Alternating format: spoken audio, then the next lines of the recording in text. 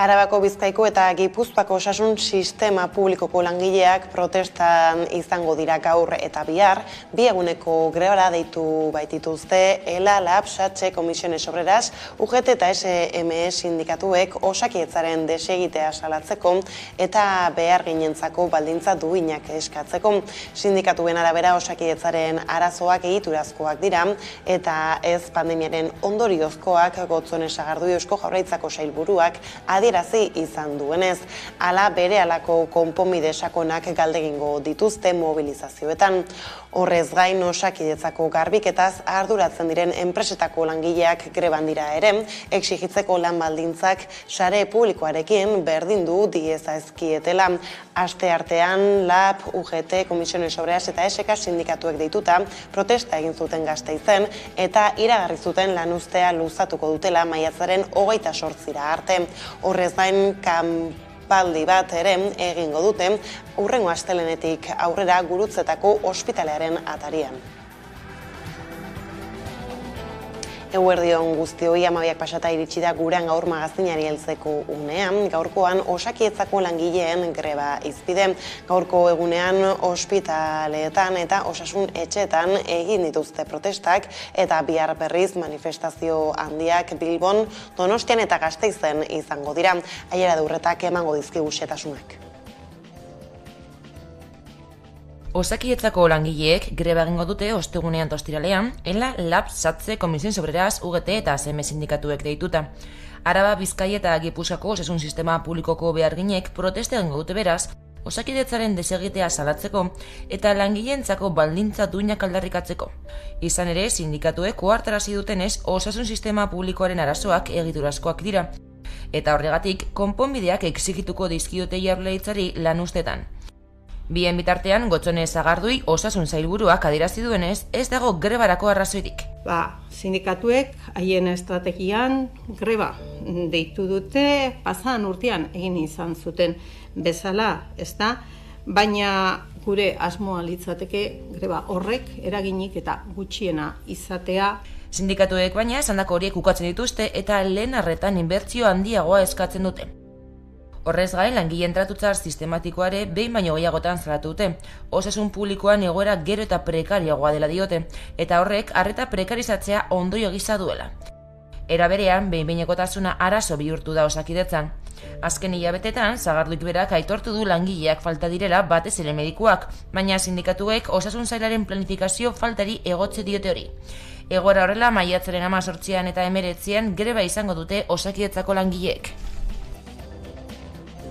Eta grebak izpide ditugula lan hitzarmenaren negoziazioaren inguruan dagoen blokeoa salatzeko eta behingoz sektore horretako langileen baldintzak behar bezala erregulatzeko lanuzteak egingo dituzte Arabako zaharretxe pribatuetan hilaren 23an eta 24an. ELA eta LAB sindikatuek egin dute grebarako deialdia.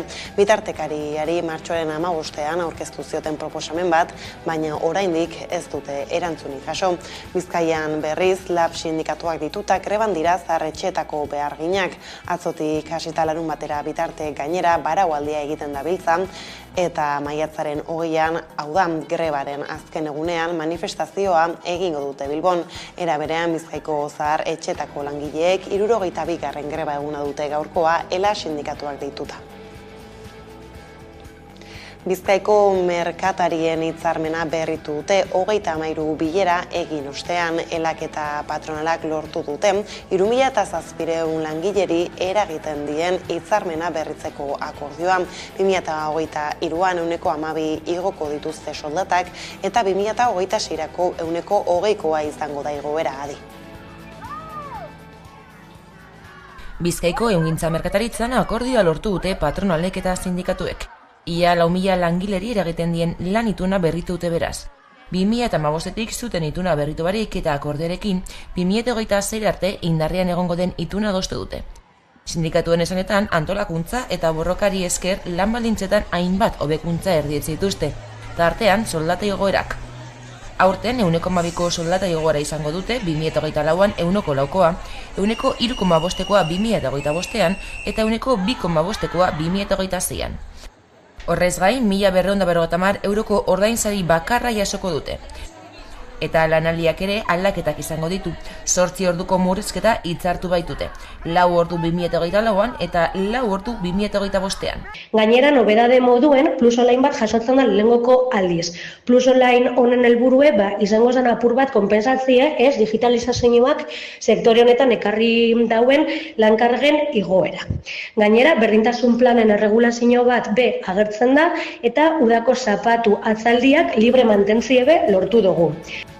Gaizlatuta berriz, Pasaiako Sarraskia izpide 39 urte igaro dira aurten Pasai Donibanen komando autonomo antikapitalisten laukide poliziak hil zituenetik. Oraindik gertatutakoa argitzeke eta aitortzeke dago, baina horretarako bidean ari dira lanean senide eta lagunak. Hain justu gaur poliziak identifikatzeko bigarren saioari ekin diote Udane Arbeo.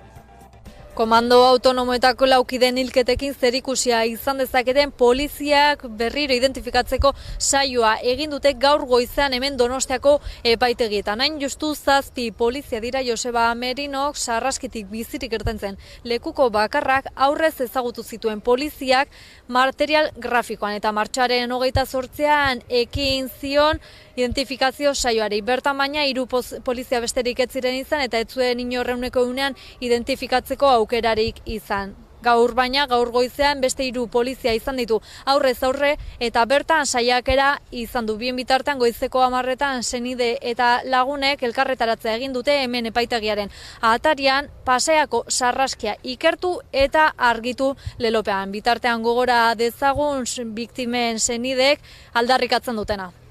Oinarte erakundeak edo Jaurlaritzak eragin digun min horrek horren soluzio erraza da. Horren soluzioa da konpromisoak hartzea.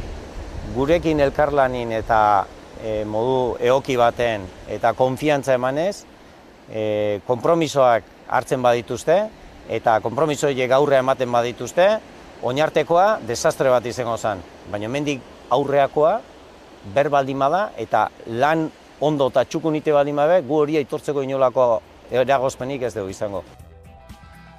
Bestaldetik espetxeratu egin dute De Miguel auziagatik kondenatuetako bat Xabier Sánchez Robles Eusko Jaurlaritzako Kultura Saileko gazteriarako eta ekintza komunitariorako zuzendari ohia alegia. Eren egun sartu zen Zabaiako espetxean eta horrela kasu hori dela eta kartzelatu duten lehenengo zigortua da. Sánchez Roblesek 7 urte eta hilabete bateko espetxe zigorra du, ustelkeriarekin lotutako hainbat delitu batik.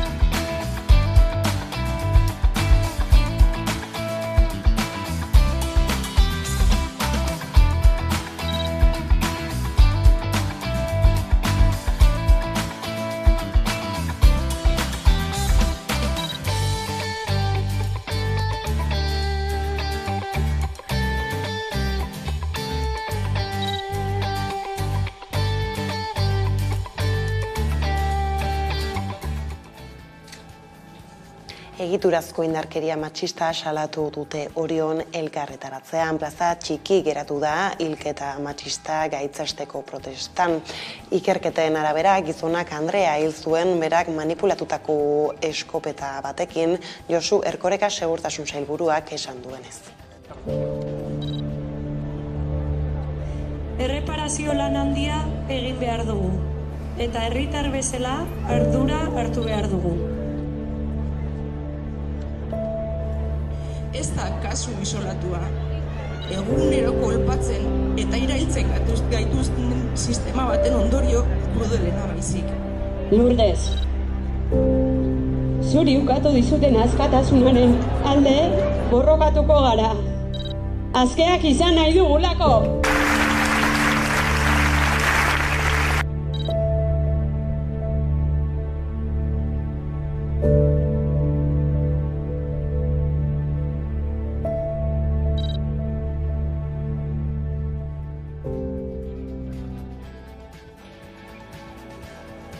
Orioko hilketa matxistaren biharamuna zen atzo, ari erantzun politiko bat emateko eguna. Alderdi politikoak udal eta foru hauteskundeen kanpaina betean dira eta atzokoan Orioko hilketak eragin mugatua izan zuen hautagaien agendetan. Kanpainako ekitadei eutsi egin zieten oroar, baina hautagaietako batzuk Orion arratsaldean eginiko elkarretaratzera joan ziren eta indar politiko batzuek oharrak argitaratu eta adierazpenak egin zituzten gertatutakoa argi jatzeko.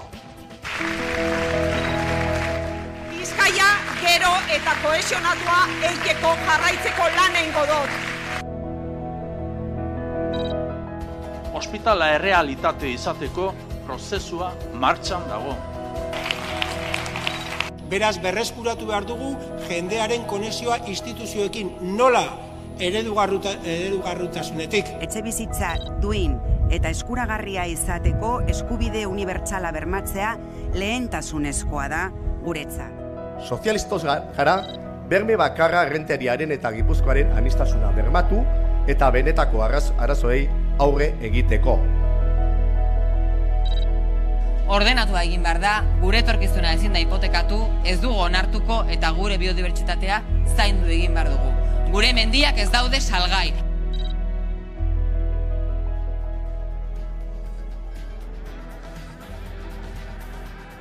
Eta hauteskunde kanpainari heldu diogula, Gasteiza joko dugu orain bertan baita Nerea García lankidea, herrialdeko hautagaien azkenak gure ganatzeko. Eguerdion, Nerea. Maider Etxebarriak PSeko Gasteizko alkate gaiak Gasteizko garbiketa hobetzeko proposamenak egin ditu. Arreta jarri nahi dio arazo zehatz bati, margoketa bandalikoak. Etxebarriak proposatu duenez, eraikin pribatuetako hormetatik kendu behar dira, batez ere Erdi Aroko hirigunean. Espazio pribatuetako pintadak kentzea proposatzen dugu jabeen eskariz eta baimenarekin. Horretarako baliabide material eta giza baliabide gehiago bideratuko ditugu garbiketa ekipo bereziak sortuz. Talde antipintada horiek hiri osoan auzo guztietan jardutea nahi dugu, baina arreta handiagoa jarriko diegu kokapen eta historiagatik interes berezia dutenei. Adibidez, Erdi Aroko hirigunean. Proposamen positiboa da, gure kaleetan oso presente dagoen arazo bat konpontzeko balio duena.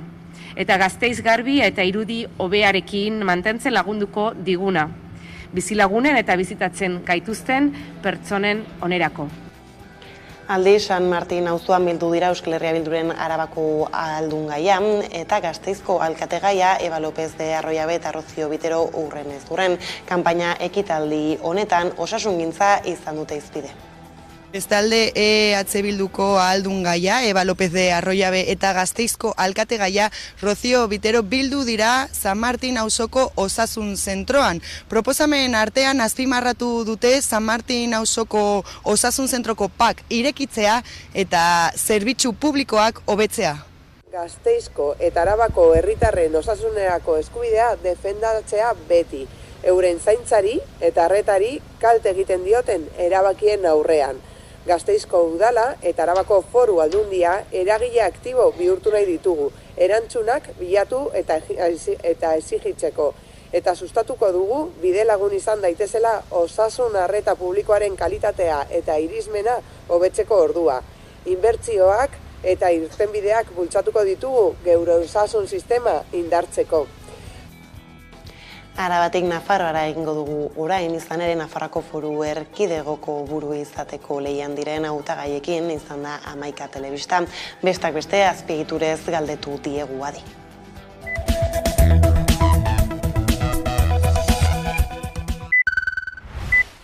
Nik uste dut eztabaida ez dela ibilbidea.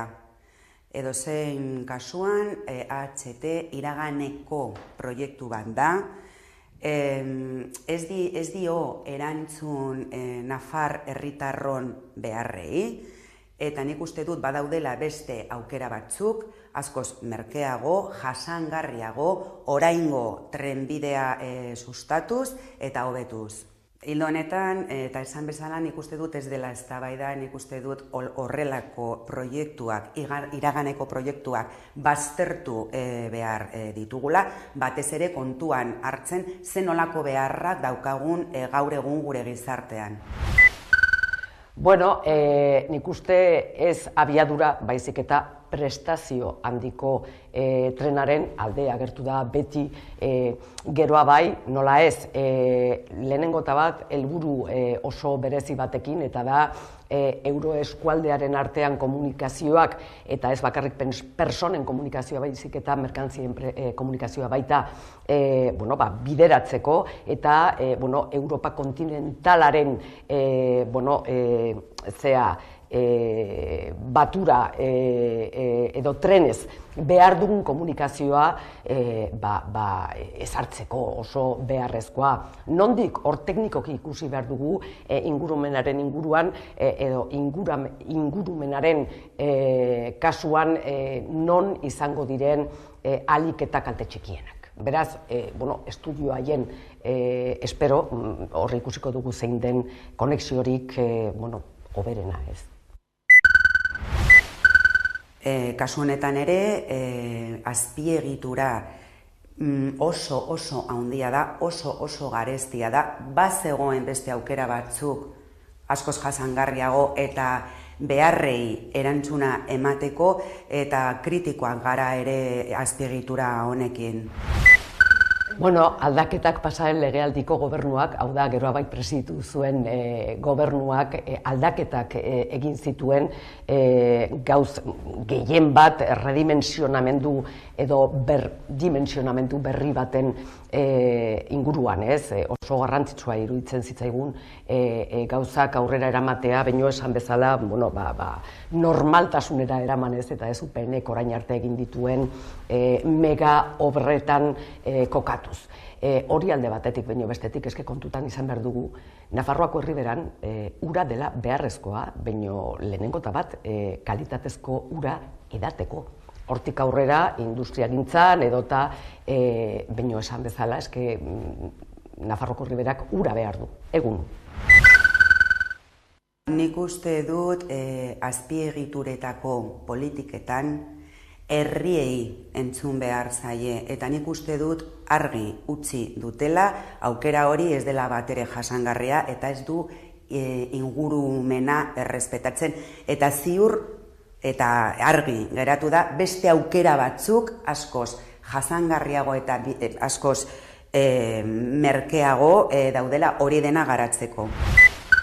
Hombre, gazbide bat eramatea bide berde batetik nire ustez ez dauka zentzu handirik. Zentzu arrunta handia ez.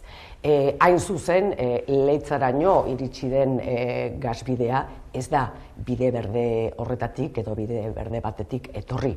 Zergaitik, personen segurtasunari begiratu behar degula. Eta ingurumenaren kalteak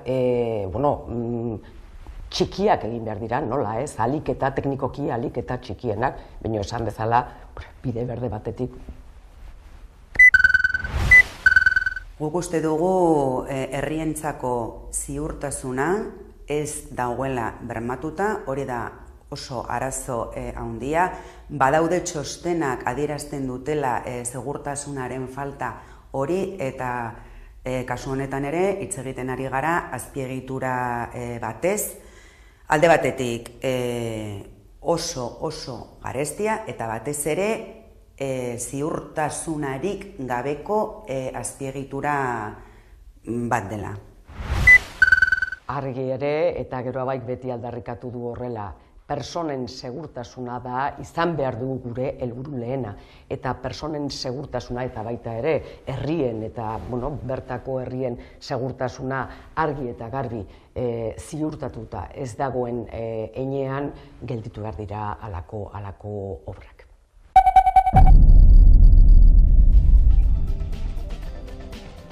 Honetaz aparte, ekonomia arloko afera ezberdinagatik ere galdetu diegu Geroa Bai eta Euskal Herria Bilduko hautagaiei, ikus dezagun jarraian nolako erronkak azpimarratu dituzten arloan.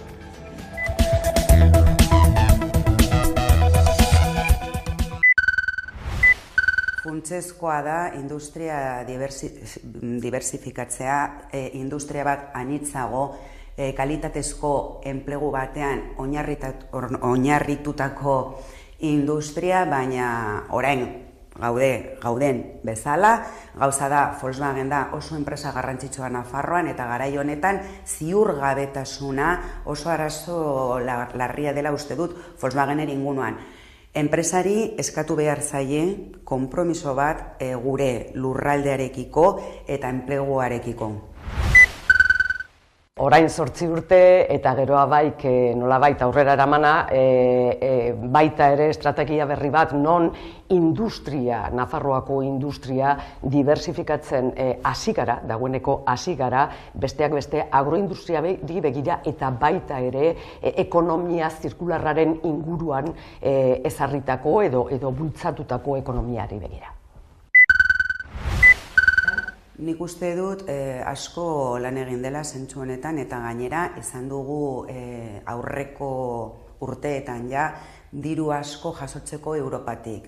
Beraz, orain gure gizartean egongo dira aldaketa sakon batzuk teknologiaren inguruan, baina hori bai, teknologia bai, baina pertsonak beti erdigunean eta esan bezala enplegua mantendu beharko da eta kalitatezko enplegua ere, beraz, bai unibertsitatea, bai industria, bai lan merkatua elkarrekin eta agente guztiekin lan egin beharko dute. Bida, 2015an gobernura iritsi ginenean ikusi genuen zentzu horretan eta arazo horretan Nafarroa dexente atzeratuta zegoela instituzioen aldetik, gobernuak aurrera eraman behar zituen programak oso atzeratuta zuela.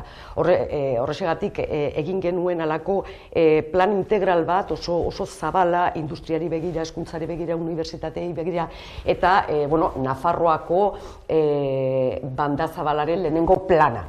Orain 7 urte hasi genuen, jarraitzen du eta legealdi honetan ja bigarren, baina lehenengo plan horrek jaso du Europar Batasunaren premio berezia bere, hain zuzen, bere integraltasunari begira azpimarratuz benetan oso ongi pentsatuta egon zela eta hortik aurrera, eta naiz eta esan bezala Nafarroako instituzioek eta horren ondorioz hainbeste erakundeen egoera atzeratuta zegoela, horren ondorioz aurrera egin dugu azken 7 urteotan desente ongi. Jarraitu behar dugu, baina nik uste bide honean gaudela. Nik uste dut balioan jarri behar ditugula, bertako produktuak, 0 kilometroko produktuak, hemengo nekazaritza, gainera oso garai zaila izaten ari da lehenengo sektorerako, hemen Nafarroa, zate baterako lehorteak, eta bai lan egin behar dugu elikadura sistema askoz jasangarriago lortzeko eta askoz justuago. Eta horrexegatik baita ere, bai nekazaritza departamentuan eta baita parlamentuan ere geroa baik bultzatu ditu. Bai programa bereziak, hori ekonomikoki eta instituzioetik laguntzeko nekazariei eta merkatuetara iristeko, eta baita parlamentuan arau bereziak eraman ditugu aurrera, pliegoak edo besteak bestea ibidez, oso garrantzitsua iruditzen zaigu produktu ekologikoa, ez dakit, baino ospitaletara eramatera, bertan eskoletara eramatea, bertan ematen diren bazkariak eta alako produktuak pixkaten erabiltzeko, ez? Zentzu horretan esan bezala dira beharrezkoa gure ustez bai neurriak instituzioetatik eta baita arauak parlamentutik. Eta magazinaren lehen atala bukatu baino lehen, bada aipatzeko besterik Juan Mari Irigoyen idazlea hilda 74 urterekin. Nobelagintzan aritu izan da berezikin, baina poesia liburuak eta haur eta gaztentzako lanak ere idatzi izan ditu. Eskerosia atzeman zioten duela urte batzuk. Juan Mari maitagarria delako, bizia maite du. Maite du idaztea, irakurtzea, bizia bizitzea. Maite du izana izatea, pentsatzen duena buruan eraman, eta izan beti bere ideien jabea. Juan Mari, txapo. Pentsatzen dugu, eskertu behar deula alde batetik zure lana, zure irasle lan. Eta guretzat irakasleontzat gozatziaz gain izan da beti premiazko gaia. Nolazpait gure saioak ziurtasun bat izateko oinarria, euskari. Zure prosa beti elegantia, mamitsua. Orain bai iritsi da gurean gaur magazinaren lehen atalaren bukaeran eguneko elkarrizketa nagusiari heltzeko gaurkoan Beasaineko elkarrekin Podemoseko alkategaia izango dugu gurean, beraz ez daitezte urruti joan, laster baikara bueltan. Azkenean, ni ikusentzunezkotan baldin banago dara kasualitate hutsez. Nik ez nuen pentsatzen txikitan hau egin nahi nuenik, edo niri gustatzen zaidana oro har da historiak kontatzea. Eta orduan, aldi bakoitzean, historia bakoitzak soineko bat eskatzen du. Eta batzuetan izango da dokumental bat, eta beste batzuetan izango da fikzio bat, eta beste batzuetan izango da liburu bat, eta beste batzuetan izango da kantu bat.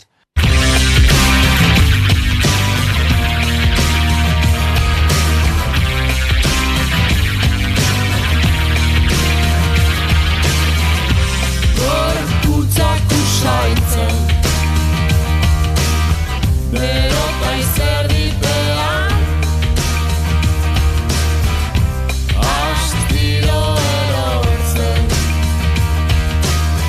Utzuli zertikoan Ez garen morari Ez eta gazorik Inoiz ez da bilatuta Ez da galbiderik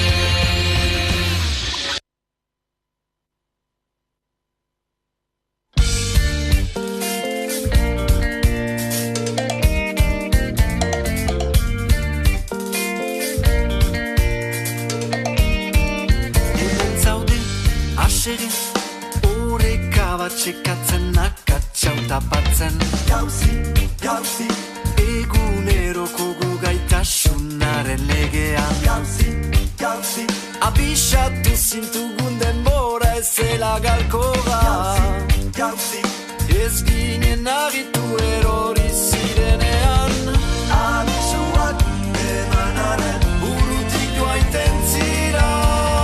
Abisuak emanaren horreka galtzen duzunean. Abisuak emanaren denan kasartua da. Abisuak emanaren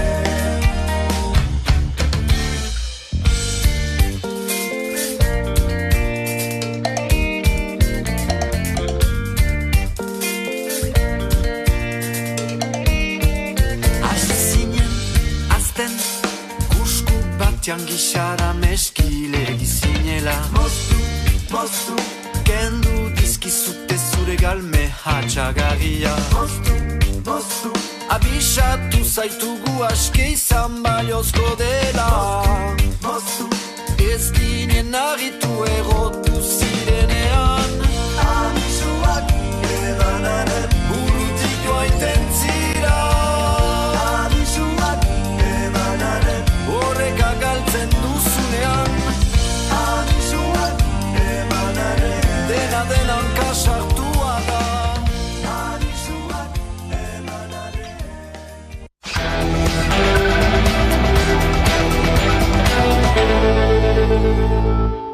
Bada, 12:00 iritsi direla, heldu zaigu eguneko elkarrizketa nagusiari heltzeko unean, eta horretarako hemen dugu gurekin Aritz Korsito, elkarrekin Podemos Beasaineko alkategaia, ondo etorri? Gurera. Eta tira ez, bai, aipatzen nola, udal hauteskunde hauetan aurreneko ez aurkezten den elkarrekin Podemos Beasainen, konta iguzu ez, zer nolako erronka da, eta zergaitik hau da unea ez, horretarako?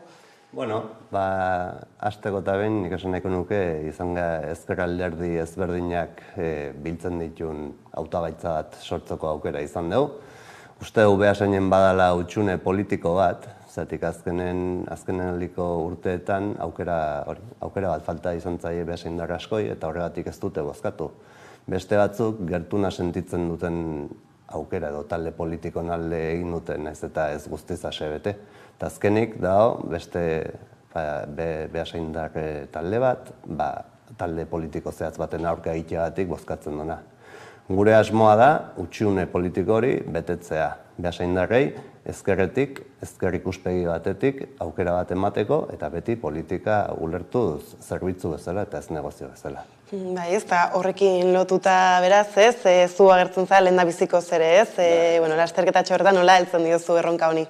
Ba, ilusio handiz, egia da, azkenen nahi tokatu zaiten rola, alkategai izatea, hautagai asko zerela, aproposak zianak hortako, baina, bueno, danon artean adostu dugu, eta nahi eman diate hori, eta, bueno, garrantzitsuna da, danok ditugula antzeko ikuspegik, ideiak, eta, bueno, gure helburue berbera dela, Beasain arnaz berritzea eta laguntzen hobetzea.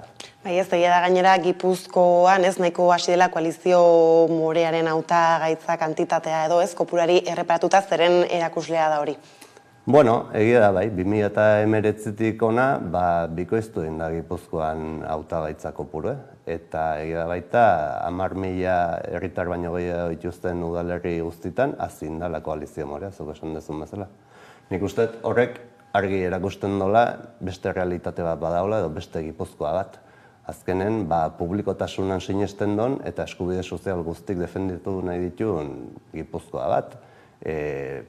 Hezkuntza eta osasungintza publiko sendo bat exigitzen dituen Gipuzkoa bat. Lan baldintza duinak eta etxe bizitza eskubidea nahi don Gipuzko bat. Feminismotik abiatuz, berdintasunea iritsi nahi don gizarte, benetako berdintasunea iritsi nahi don gizartea lortu nahi don Gipuzko bat. Eta nik uste horren adierazle dela, azkenen. Bai, ez, gainera egia da, ez, hauteskunde hauetan besteak beste foku importanteen tariko bat, bintzate presentza zabaldu edo zerbait irakurri entzunez gero ez Gipuzkoa maila hor foku nagusi bat, aldaketak etorri daitezken seinala izan daiteke horri nolako ekarpena egin diezaioke Beasainek? Bai, nik uste argi eta garbi Gipuzkoan orokorren eta Beasainen zehazki gaude eraldaketa bat sortzeko aukera baten aurren. Eta, bueno, gure asmoa da hori aprobetxatzea ikuspegi ezkertiarrak aurrera eramanez eta gure antzeko irizpide dituztenekin adostasun eta iritsiz, noski. Bai, ez lehenxago publikotasuna zaritu zara, beste hainbat ertzei ere erreparatu diezu ez, baina horri helduta egia da justu ez, Gipuzkoa eraldatu zibilbideari bukaera eman zitzaiola Beasainen bertan, oker ez banabil eta egia da ez foku nagusitariko bat ez publikotasunan jartzen zenutela, ez ikusi dugu azken urteetako politikak ez nola biratu izan dituzten agintariek pribatutasun horretara, ez nola heltzen diozue honi zehatzago edo agian Beasainetik bere ez, nola altzai horri. Bai, Beasainen izan genuen ekitaldin, azkenen bildu genituen herri ezberdinetako ordezkarik, eta bakoitzak eman zituzten adibide asko, esan ez nola zerbitzu publikok egin handi baten privatizatu dian. Eta, bueno, guk hori kezka honez ikusten dugu, zatik ez da guk ikusten dugun etorkizuna. Azkenen nahi duguna da publikotasunan indarra bermatu eta oso irisgarria izatea herritar guztintzako hori da. Eta beraz ez, politika horiek dira Beasainen erdigunan jarri gura dituzuenak. Hori da.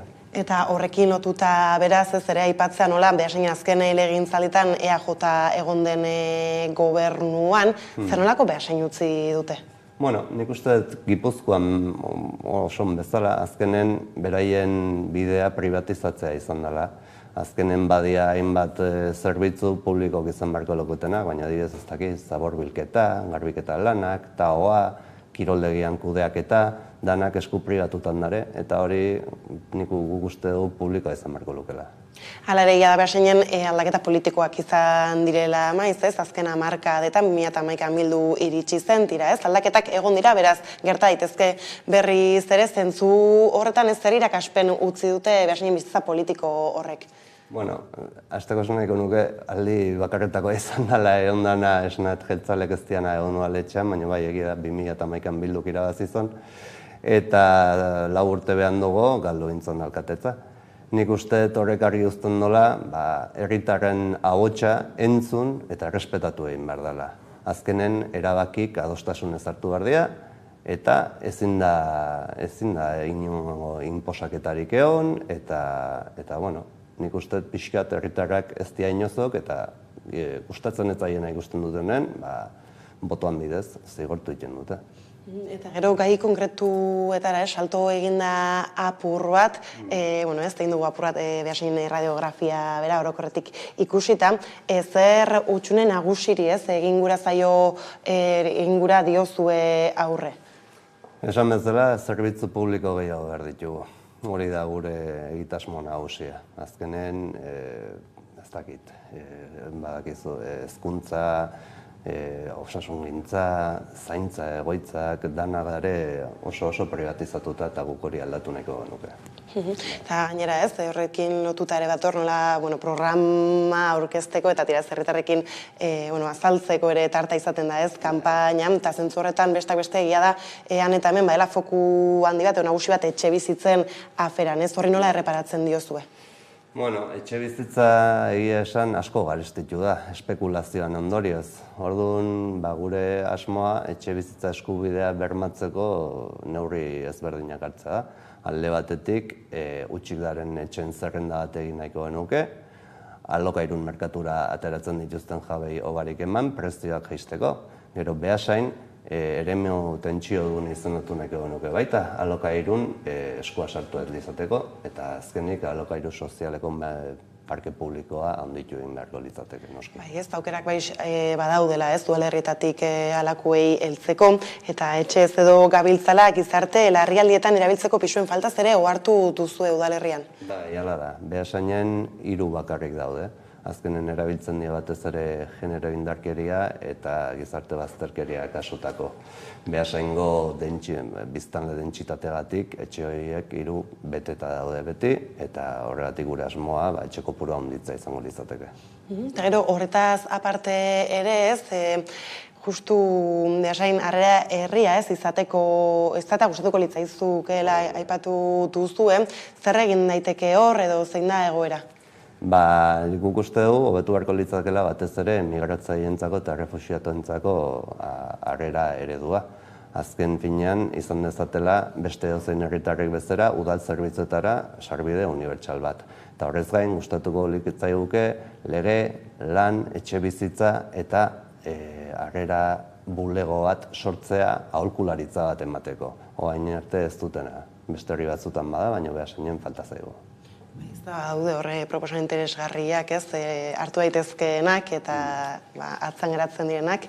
Eta egia da, zabiltzetela aipatzen gizarte honek dituen erronka nagusiek, nola bide eman herritik bertatik eta hor badugu ere zaintza bera, zer nolako aukerak sortzen dira? Zaintza esan arazo handi da, zatik kontutan izan behar da 2030 urteako, 75 urtetik baino gehiagoko pertsonak 3tik bat izango dira.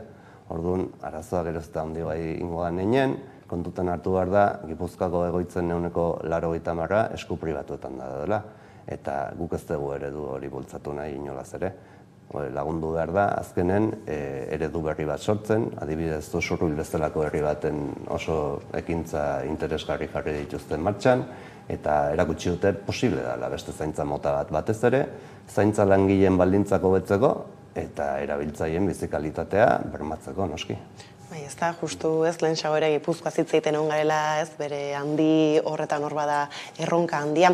Eta honetaz aparte zaintzaren krisialdi hontaz zitzen dula apur bat, mundu denak esan dula krisialdi anizkoitz batean sartuta bagaudela, eta da horrez agian poltsikoek eta ekonomiak hartzen duela pisua. Zentzu horretan ez da gaina justu baseinen kafere badaukagu bertan, industria, ekonomia, badago zer egiterik udaletatik begira? Bai, nik uste bai, gure asmoa da bermaturiko enplegu plan bat sustatzea, eta batez ere horrek kasu ingo lioke gazteei, 50 urte baino gehiago dituztenei, gizarte bazterkerian aurkitzen diren pertsonei, eta azkenik paro agortu zaien langilei, noski, hori da.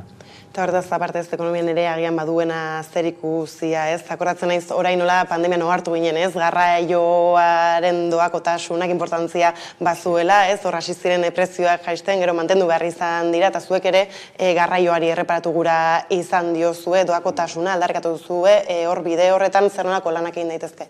Bai, hori da. Garraio publikoa sustatu nahi dugu, azkenen Gipuzkoa eremu txiki bat da, baino herri eta hiria asko ditu eta beraien arteko lotura bermatu nahi dugu.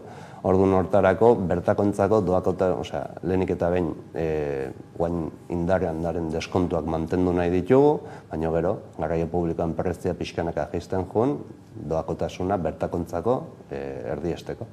Eta gainera ekonomiaz ez bere orokorren hitz egiten gabiltzara udalerrietan, bai ala bai ez tokigo merkataritzak ez, tokitik ez dakiz 0 kilometro deitzen izaten zaion horri erreparatza eta laguntzeak badu importantzia baita ere. Bai, noski, azken finean saltoki handien horren bertako merkataritzak erronka handia dauka. Orduan guk hori sustatu nahi dugu eta azkenen erosketa saski osasungarriago bat, iraunkorrago bat eta ekonomiko bat lortu.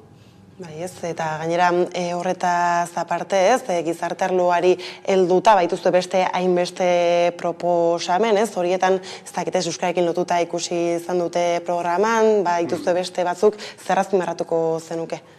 Oso garrantzitsu iruditzen zaigu azkenen euskara ikusi behar dela benetako ondare bat bezala eta kanpotik datorren jendei ulertarazi bertzaio bere balioa eta estimoa izan dezatela. Orduan, administrazioan, udal zerbitzutan euskara erabilera bultzatu nahi dugu. Horretarako, adibidez, udal euskaltegin C bat maila arte euskarako ikasketak doakoak izan daitezela proposatu dugu. Gainera ez, justu ez, azken urte honetan justu euskararekin lotutako ez gatazka pilo bat ikusi ditu ez, izan protestak kalean, eta zuk aipatutako ez administrazioarekin lotutako epai horiek. Osasun aldetik ez nolako euskara osasuntsu dago Beasainen? Bai, Beasaina da nahiko herri euskalduna dela, baino baita egia da, kanpoko jende asko degula bertan, eta, herritar maila handi batek euskararekin arazoak ditu. Orduan horregatik azpimarratu nahi dugu udal euskaltegin garrantzia eta bertako ikasketetan doakotasuna. Baina egia da justu ez, dizunaren arira importantea badela nahizta, herri euskaldunen zatez ditugun horietan ere sustatzea, ez, alaxe iraundezan. Eta aparte ez, herria bizigarri egiteaz gabiltzala, hirigintzari lotuta ez, horre herri beti agertzen dira, ez, gatazkatxoak izan ez dakit plazta bat dela, bestea dela, hor zer nolako asmoak dituzue? Guk hirigintza ikuspuntutik pare bat proiektu bultzatu nahi ditugu, batez ere olaran eraikinaren birgaitzea.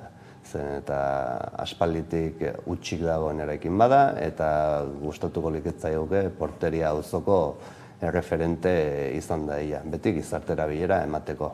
Bestalde, gustatuko litzaiguke, Bernedo aparkalegua eta pergolak lotuko dituen zubi baten eraikuntza ikertzea. Azken finean Beasaingo trafikoa arintzeko eta irisgarritasuna hobetzeko noski. Proposamenak baituzu ez dira gutxi ez, justu lehen xagora aipatzen genuen ez nola egun hauek badiren hause esplotatzeko garai edo nolabait esaterako. Nola ikusten dituzue herritarrak, ados dira ez, zuen proposamenekin ez, nola izara bizitzen kanpaina aldi hau? Esan lehenengo aldian ez, gutzako berria, netzako behintzat, eta oso gauza politia iruditzen zait, Azkenen jendeekin hitz egin dezakezu, beraien kezkak entzun, eta aholkuk ematen dizkizue, eta, egia esan oso osasungarria iruditzen zait, hartu eman hori. Bai, ez, gero lehen hasieran ere, ez, aipatzen genunean zergaitik, ez, koalizio morea Beasainen, ez, hor zeutxune ez diren eta zerrez aipatu dizkiazu, eta hor bai beste aipatzen zenuela, nola badagoen jende bat boskatzera ez duana, ez, egia da urtengo hauteskundei begira, ez, mundu guztiari dela hitz egiten abstentzioaz, eta tirazonek ekar ditzaken arriskuaz, ez, nola erreparatzen diozu horri? Egia esan dola hilabete bat Arantzazulabek aterazuen demokraziaren inguruko ikerketa bat. Eta hor erakusten zuten ondoriotako bat zan, 3 pertsonatik 2 ez dutela ikusten inongo aukeraik politikan beraiek inongo eraginik izateko. Nik azpimarratu nahiko nukeena da gure sistema politiko hurbilena udal hauteskundek diala. Eta beraz hor bai izan dezakela eragina zure botoak. Orduan, oso garrantzitsua iruditzen zait herriko udal hauteskundeetan partaidetza bultzatzea. Eta jendek sinetsi ezala benetan gauzak lortu ditzaketela udal hauteskundeetan. Bai, ez, egia da batzuetan azken abitu gaituztela ez 4 urterik behin bozkatzera eta normala ere izan daitekela zelako atxikipen falta ala ere ez, tira ikusi dugu ez, gobernu zaitugun hainbat tokietan eta agian horretara ere bultzatu egin dituztela, baina badaudela beste modu batzuk egiteko, ez da? Bai, noski, hori da. Azken finean garrantzitsuena herritarren ahotsa entzutea eta respetatzea da. Eta gero, alden heinean, aurrera eramatea beraien produktuak, beraien bizitzak hauetzako noski. Pero, okerrez, banabil horre kuskusatzen aritu naizela, karo, Bizkaitik ez, festak eta abarrak ez dut hainbeste kontrolatzen, baina ikusi dut behar zein justu gainera festak laizter gainean dituzuela, ez? Ez dakit, datorren asteburuan izango... Bihar hasten dira, burrengo hasten azten zela, nola, ez, kanpaina baten erdian ez nolakoak izango dira, edo nola... Bai, bueno, hor, kuriosoa da, ez? Zatik azkenen horrek ematen dio, herritarrak ibiliko dirala kalean, oiz baino askoz gehiago. Orduan, bueno, danetik izango dugu, jendeakin hartu emana emateko aukera gehiago, hitz egiteko, beraien iritziak entzuteko, eta, bueno, hortik ikasi behar dugu, noski. Beti jai giron, noski. Beraz, bukatze aldera, ez, zer mezu bidali zure herriko herritarrei maiatzaren 28 begira? Bueno, esan guk ezkerretik jardungo dugun aukera bat izango gehala, eta batez ere lehen esan bezala azpimarratu eta bultzatu partaidetza. Bozkatu dezatela, zen eta hemen benetako oinarrizkoa dena, esan boto eskubidea bermatzen da, eta beraien eragina izan dezatela. Horrekin hemen zutziko dugu elkarrezketaritz, mila esker gaurrekin tartetxo hau hartzearren, eta orain jarraian eguneko solasaldiarekin bueltatuko gara.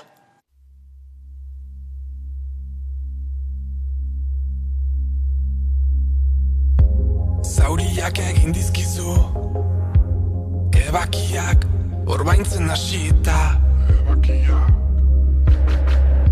Zauriak egin dizkizu, azala urratu dizu, zulatuta bihotza eta birika.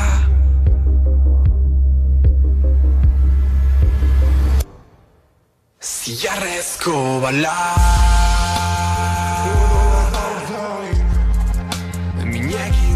Zunari Bizia zure gain Ziarrezko bala Odola da ordain Minegin dizunari Bizia zure gain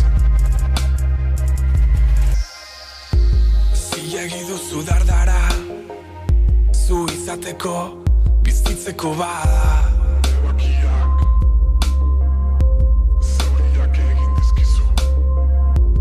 Pozonia eta ikara Hiru labana Betala huizara Ebakiak Zauriak egin dizkizu Arena izaten Usten ez diunari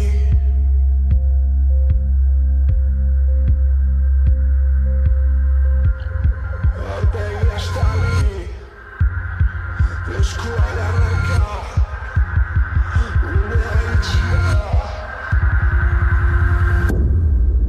Ziarrezko bala Minegin dizunari Ziarrezko bala Minegin dizunari Bizia zure gain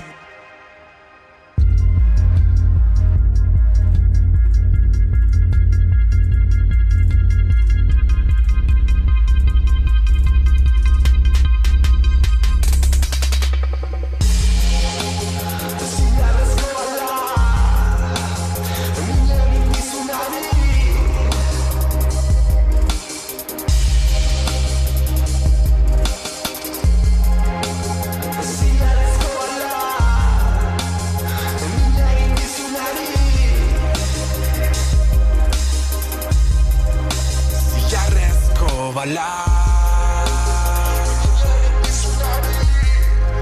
Minegin dizunari Ziarrezko bala Minegin dizunari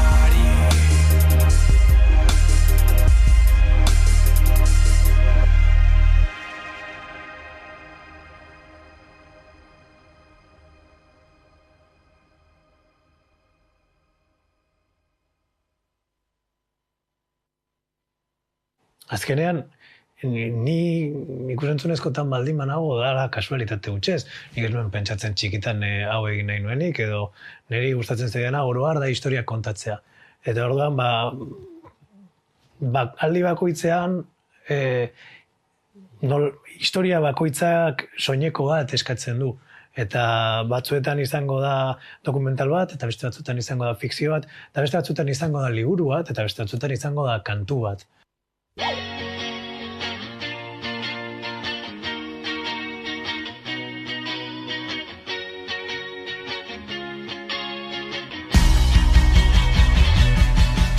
Emaus mugimendua Frantzian hasi zen, Bigarren Gerra Mundialaren ondoren, ABPA deituriko pertsona batek hasi zuen, eta hasiera-hasieratik helburu soziala zuen, kasu horretan kalean zegoen jendea bere etxera eraman zuen, aberria eman zion, eta hasiera-hasieratik bera diputatu zen, baina soldata horrekin zen iristen denontzako, orduan hasiera-hasieratik lana bat bilatu behar zuten, edo bizimodu bat bilatu behar zuten, eta hasi ziren kaleetan zeuden gauzak biltzen, kartoiak, metalak eta bar, eta hori saltzen. Eta horrela hasi zen lehenengo Emaus taldetxoa Frantzian, gaur egun gara 400 talde.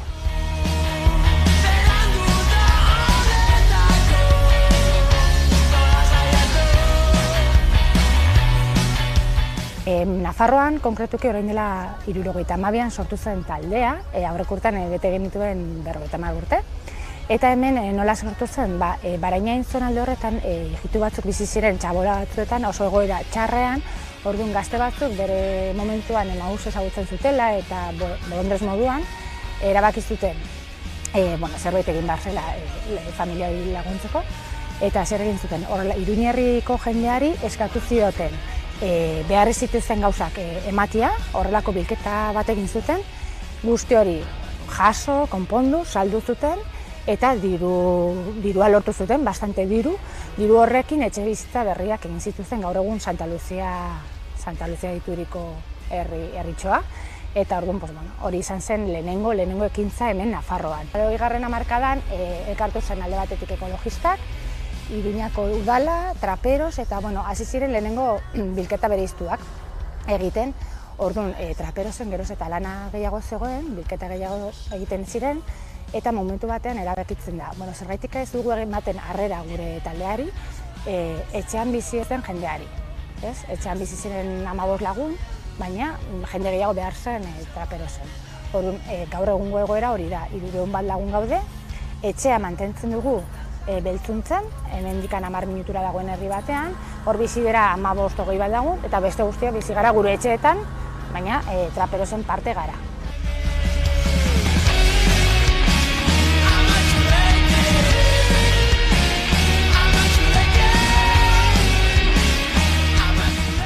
Azoka handiena hau da, hemen Berroiazarkoa, 1500 metro dituela.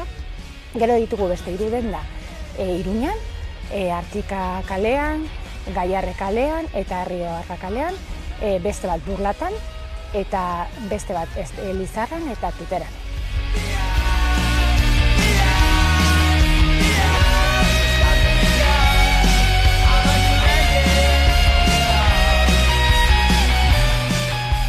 Ireki genuen tailerra hau, hemen konpon tailerra, non edonor etor daiteke bere gauza konpontzea, dohainik da, Iruñerriko mankomunitatearekin hitzarmenean, eta guk prestatzen dizkiogu behar dituzten lan tresnak, eta lekua ere aproposa da gauza konpontzeko, eta helburua beti da zerbait bota baino lehen konpontzea, pizkat hondakinen prebentzioa eta hondakin gutxiago sortzeko.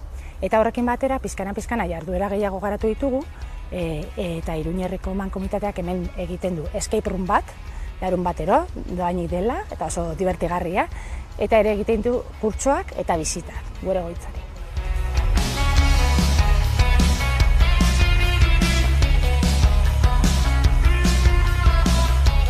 Gaur egun urtero 13 milioi kilo baino gehiago biltzen ditugu, denetari, arropa, etxeke tresna, elektrikoak, altzariak, etxe batean dauden gauza arruntak biltzen dugu Nafarroa osoan, mankomunitate ezberdinekin hitzarmenak ditugu, eta bilketa nagusiena da etxezetzekoa, ezagutzen dena, ez? Baina egiten ditugu beste bilketa batzuk, adibidez, arropako edukiontziak ere biltzen ditugu, beira alde zaharrean, dendetatik ere biltzen dugula, hainbat bilketa ezberdina ditugu. Orduan, jasotzen dugun guztia, zentru honetara iristen da, egoitza honetara iristen da, esaten diogu berrerabilpenerako eta birziklapenerako gunea dela, ez? Orduan, sartzen diren gauza guztiak egunero, 25 kamioi, 30 kamioi, egiten dena da sailkatu, eta egoera honean baldin badago, edo konpontzea erreza baldin bada, gure denetara eramaten dugu berrerabiltzeko, 7 denda ditugu gaur egun, eta bestela egiten dena da desmontatu eta aprobetxatu materialak birziklatzeko.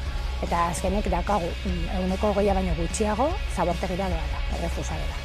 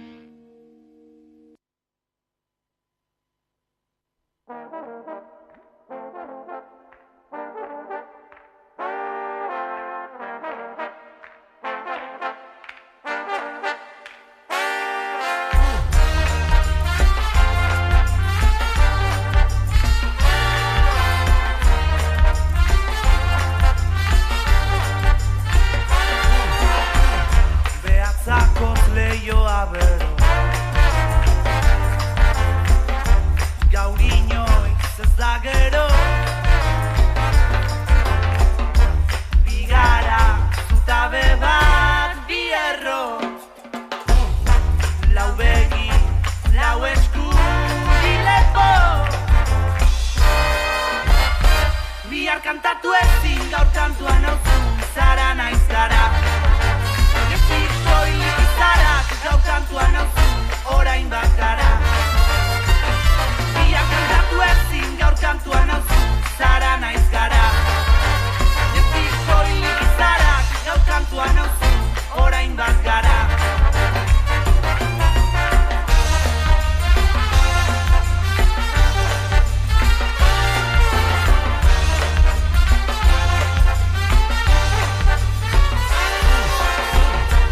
Zapean bildu duzu ahotsa, inork ez gaitu ezagutzen. Negua da, eta zu hotzik egiten. Leio ireki bat, zalantza guztiak argitzen. Bihar kantatu ezin gaur kantua nauzu, zara naiz gara. Gaur kantua nauzu, orain bakara. Biak kantatu ezin gaur kantua nauzu, zara naiz gara. Gezik soilik izarak gaur kantua nauzu, orain bakara. Orain bakara. Orain bakara. Orain bakara. Orain bakara. Orain bakara. Bihar kantatu ezin gaur kantua nauzu, zara naiz gara.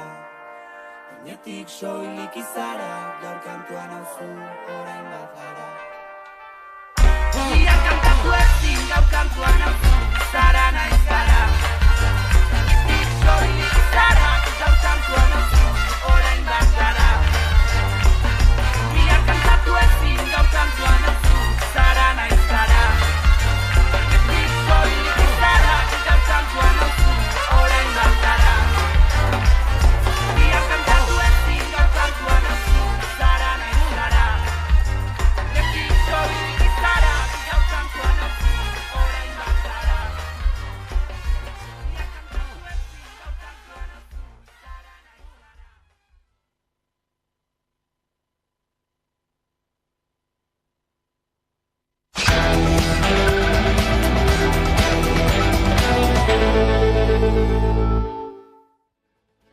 Iritsi dela heldu zaigu eguneko solasaldiaren heltzeko unea, eta horretarako hemen ditugu nirekin Albo Banatan, Zurine Rodriguez eta Carmen Holanda, ondo etorri. Eta gaur bai izango dugula hauteskunde kanpaina izpide gehien bat, baina hori baino lehen beste pare bat gairi helduko diegu, hasteko nola kartzelan sartu duten Xabier Sánchez Robles, Okeresnei Loria Berigarren abizena, Jaurlaritzako kargudun ohia hau de Miguel auziagatik, badaukagu bideo bat eta helduko diogu gaiari.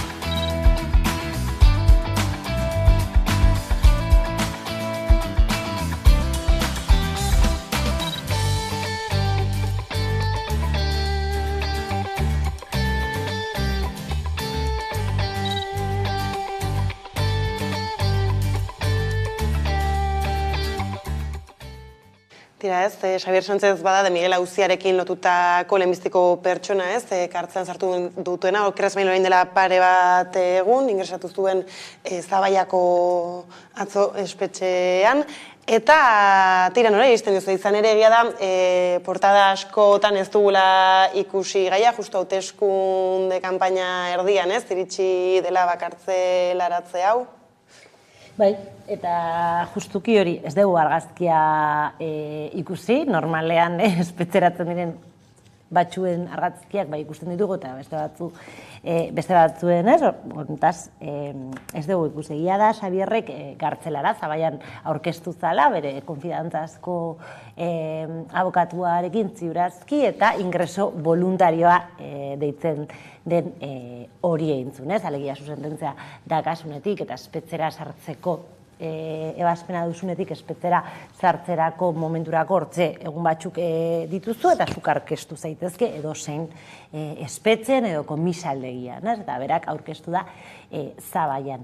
Bai esan beharra dago eta oso importante ulertzeko pixkate tratamendu guztia, honek, Xabierrek dela auziperatuen bakarra estrategia gartzela ez ekiditzeko estrategia eraman duena, besteak saiatu dira indultoa eskatzen edo osasun neurriei erreferentziatzen, eta honek printzipioz hasieratik hartu zuen bere gain, sententziaren zigorra, eta orduan bere mutu propion aurkeztu da Zabaian, hasiera batean, zurrunbiloa gontzan, bera aurkeztu zenean de Miguelek hortxe zegoen edo ez, baina printzipioz bakarrikan daukagu bakar bat, besteak sartu beharko dira. Orduan ikusiko dugun noiz den, hemen klabea da tempusak, esan dezun bezala, kanpainan gaude, orduan ez dakit ikusiko dugun, seguramente argazkia ez dugu ikusiko, baina ez dakit edukiko dugun notizia, de Miguelek eta Telleriak kartzelan sartzen diren edo ez. Ez baina urte pilo bat pasa dira auziak berak eztanda edo egin zuenetik, esan izan da nola baden behintzat argia ikusi duen Euskalkire kasurik eta handiena Euskal Herrian, nola iristen dizuzu, Carmena?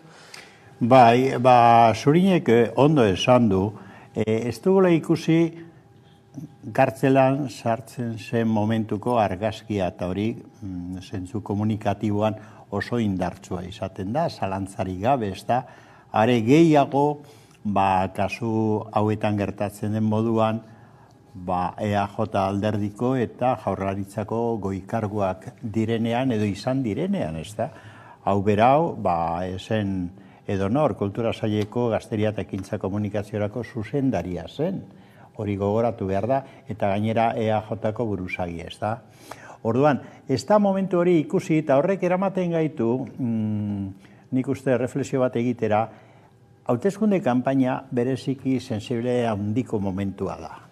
Eta gauza jakina da hauteskundea galdu edo irabazi egin daitezkela komunikabideetan.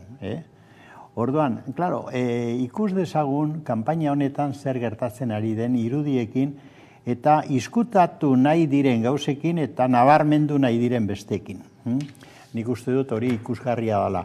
Hau ez dute ataratzen, telebista publikoan, ETV-bin, aurkeztu egiten da albistegi bat, aipatuz Gartzelera joango dena, eta De Miguel kasua, baina aipatu gabe guzti hauek EAJ alderdiko buruzagia zirela. Ordan, ez da aipatzen EAJ, eta aldiz, data beretan egundoko erasoaldia egiten zaio EH Bilduri, nondik eta lege barruan, beti ere legearen barruan, dara guztia beteaz, hor etako kide bezala zigortuak oso aspaldian batzuk, urte asko direla batzuk, aurkezten direlako zerrendatan, ezta? Bueno, aipatu horietako batzuk zinegotziak izan dira.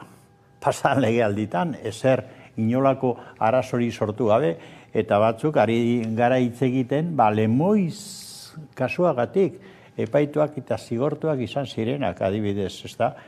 Orduan, nik uste dut hemen badagola arazoa handi bat. Kasua eta kasuari ematen zaion tratamentoa non eta gainera komunikabide publiko batzutan.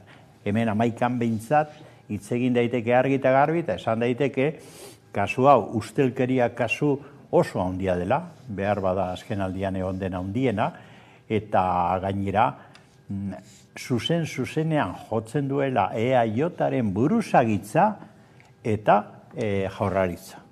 Ordan, honek krisi politiko handia provokatu beharko luke eta ondorio elektoral garbiak izan beharko lituzke, izkutatzen baduzu, saiatzen zara hori gerta ez dadin, hori da kasua. Ordan, dimensio hori eman behar zaio komunikabidetan. Gainera aipatu duzu iragarrita zegoen kanpaina zikin horretan murgilduak garela dagoeneko, eta ikusi dugu bakoitzak zeren erabilpena egiten duen, zerena ez da inola bizi izan dituzuen justu Carmelo mahai gainean jartzen zuen, COVID-ek hasi, Urkulluk heldu eta gai horri. Egia da, normalean aurre kanpainak, ni beti zaten ere, aurre kanpainak erabiltzen direla marko diskurtziboak esartzeko, eta ze gaien inguruan hitz egingo den erabakitzeko, eta oso saguratzua da, eta izatea marko ideologiko hori edo marko diskurtzo hori gaientzen duen, izan duen gaia ikusita, dakagula korrupzioa, dakagula osakidetzaren egoera bide batez gaur greba dagoena, eta dakagula 11.000 gai, baina gaientzen da etarena. Hori erakusten digu ze punturarki zikintasun bat dagoela. Aktualidadeaz ez dagoelako, korrupzioa, seguramente bezatzuk esango digute, korrupzioa bebai zikintzea da, baina hemen daukagu sententzia bat esaten duna kartxelara sartu behar direla, beraz, eguneko gaia da, bestea, da eguneko gaia bihurtu den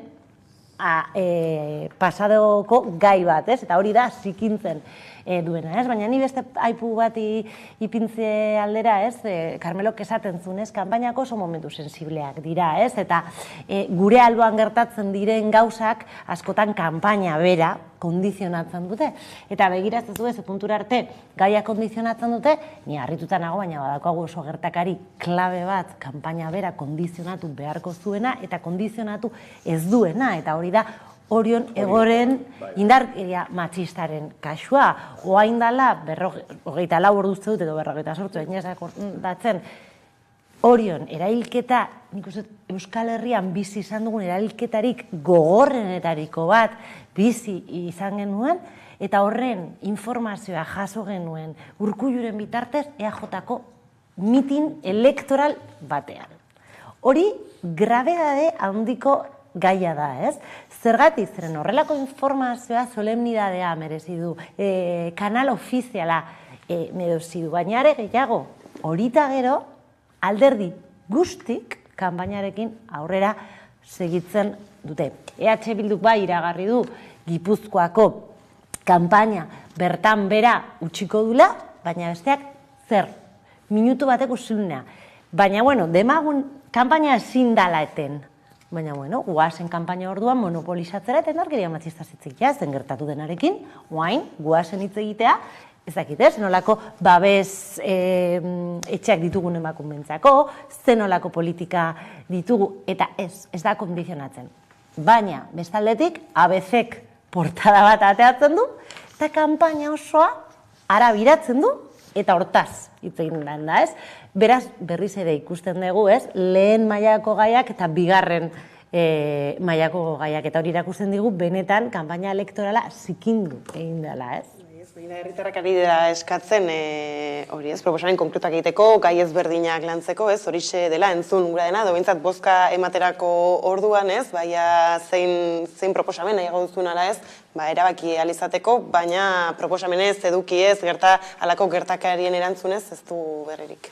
Horrela da, eta hain da baldintzatua eta kondizionatua hauteskunde kanpaina testuinguru honetan, ze batek Zorinek ondo apuntatu duen bezala kondizionatzea ikaragarria da, eta batzutan isiltasun hori ez da gertatzen da, edo manipulazio hori. Osea, bat hori Urkullu eta berak ematen du albistea, ondo esan duzu bezala mitin batean. Baina gainera jokabide hori errepikatzen ari da, kao, bera? Bide batez ematen barkatu. Bai. Eta bide batez ematen duen informazioa zikera ez da zuzena. Porque hurrengo gunean, Erkorekak atera behar du, eta behar du, esan leherketa bat, baizik eta tirokada bat. Orduan, zikera ez du informazioa ondo ematen. Barkatu, Carmelo. Baina, hola, apunte hona da. Eta gainera errepikatu egiten du. Hor ze gertatzen ari da, fenomeno bat oso adierazgarria. Urkullu lehendakaria da. Teoria lehendakari bat kargu instituzionala da eta herritar guztiak ordezkatu edo zerbitzatu behar ditu. Ezin du hori EAJaren mitin batera eramanda erabili. Hori eta hurrengo gunean zer bat Tolosan ospital bat inauguratuko dela albiste ematen du lehendakariak EAJaren mitin batean. Baina hori ezin da egin, esan nahi dut hori, benetan. Zein da ondorioa? Herritarrek noraino egin dezakete hautaketa libre bat, halako manipulazio maila dagoenean, ez da? Eta paradigmatikoa izan da zuk aipatu duzuna. Esan du Zurinek, abezak ataratzen du, eta gero, barreiatzen da, zergatik interes badagolako hori barreiatzen. Interes politiko sektario badago, ikaragarria, bildu likidatzeko, alba da, ez da? Eta amenazu bezala hartzen da, autoelektoral bat, hori Euskal Herriko hautagai eta botua eman behar dugun guztiok kaltetu egiten gaitu dudarik gabe. Baina hemen kuriosoa da, zertan oinarritzen da, ze legitimazio dauka abezen hasi, COVID-en jarraitu, Voxek indartu, PPek auspotu, eta azkenean PNVek ere segitzen duen manipulazio hori, ez da? Bilduren zerrendako ez dakit zenbat, etan izandakoak edo lagundutakoak eta horregatik zigortuak izan zirela garai batean. Ze oinarri dauka? Esaten dute gainera, Gorena berak esaten du ez dago arazorik dana legezkoa da. Ordan zein da legitimazioa, ateratzen du nok eta Urkullu dio, ez etikoa.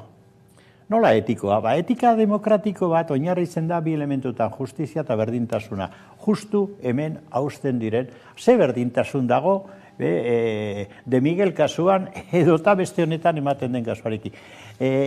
Zer esango diote Urkulluk eta hauek adibidez Mikel Zabalzaren familiari? Zer esango diote? Besteek kumplitu dute zigor guztia, gartzelan egon dira, baldintza guztia legala dituzte, eta Mikel Zabalzaren hiltzaileen artean dagoen tenente general hori zer. Esan nahi duze, orduan ez dago inolako oinarririk, etika faltsua da hori, ez dago legitimaziorik kanpaina zikin hori egiteko, ez da. Beste kontua da hor pendiente gelditzen dena, ondo egiten dute zazpi horiek erretiratuz edo pausu bat atzera emanez. Nik uste dut ez, hori nire iritzi personala da, ez dute ondo egin zeren manipulazio ikaragarri horri bidea eman diote, COVID-eri neurri batean arrazoi ematen diote, eta Voxi, eta nik uste horrek aurrikari oso arriskutsua dakarrela, uste dut. Baina tira, hori iritzioa da. Ia da horraian PSOE bera ere zartzen den, eskema horretan, Madrilen zer onura ekarri diezaiokeen, kontu guztionek edo ez, PSN ere bada, Nafarroan, Euskal Herria Bildurekin ez faktore bat egin behar izatekotan ez nola eragin aldi honez, honek ere, agian hortik ere badator erabakia. Bai, eta egia da, asko esan dala, Espainiako eztabaida bat dela hau eta Espainiari bideratutako estrategia elektoral batekin egin dela, nik uste dut horrela jaio dela, baina ez dela bakarrikan Espainiara begirako estrategia bat, eta niri asko larritzen nahu zen. obviamente, eta bihar EITB-ko fokusa ateako da, baina azken inkestak esaten dute EH Bilduk badituela aukera batzuk, benetazko aukerak adibidez Gasteizko udalean, Gipuzkoako Foru Aldundian, inkluso Iruñako udalean, ez? Eta hori beldurtzen du, ez? Bai EAJ-ari eta PSN-eri, ez? Orduan, bai, nik uste oso ondo oso ondo neurtu duten estrategia dela, ez dela kasualidadea. Gau, hemen, netzako eztabaida da beste bat, eta da, ze dena balio du kanpaina batean? Edo zein gauza balio du benetan zure marko elektorala lortzeko, eta hemen dago benetako muina. Balio? Bai. Zenolako ondorioak ekarri dezaken, zenolako sauriak ireki ditzaken justu polemika simplista hau, nire ustez asko. Eta hori ez du ezan naiz, badau jendea, ezan duna, ez dugu iraganez hitz egin behar, nik ustez baietz. Lasaitasunez, guazen hitz egitea, ez? Udaletan memoria politikak egiten dira, guazen alderdi bakoitzak esatera, euren programetan zeintzuk dira, bakearen inguruko planteatzen dituzten neurriak, eta horren inguruan guazen eztabaidatzen, hemen ez da esaten ari ez dugunik etaren inguruan hitz egin behar, ez da esaten Euskal Gatazkaz hitz egiten ez dugun hitz egin beharrik, ez da bakeaz hitz egin ez dugun beharrik, baizik eta ABC gogora ezagun, eske ABC ez da edozein egunkaria, egunkari ultraeskuinar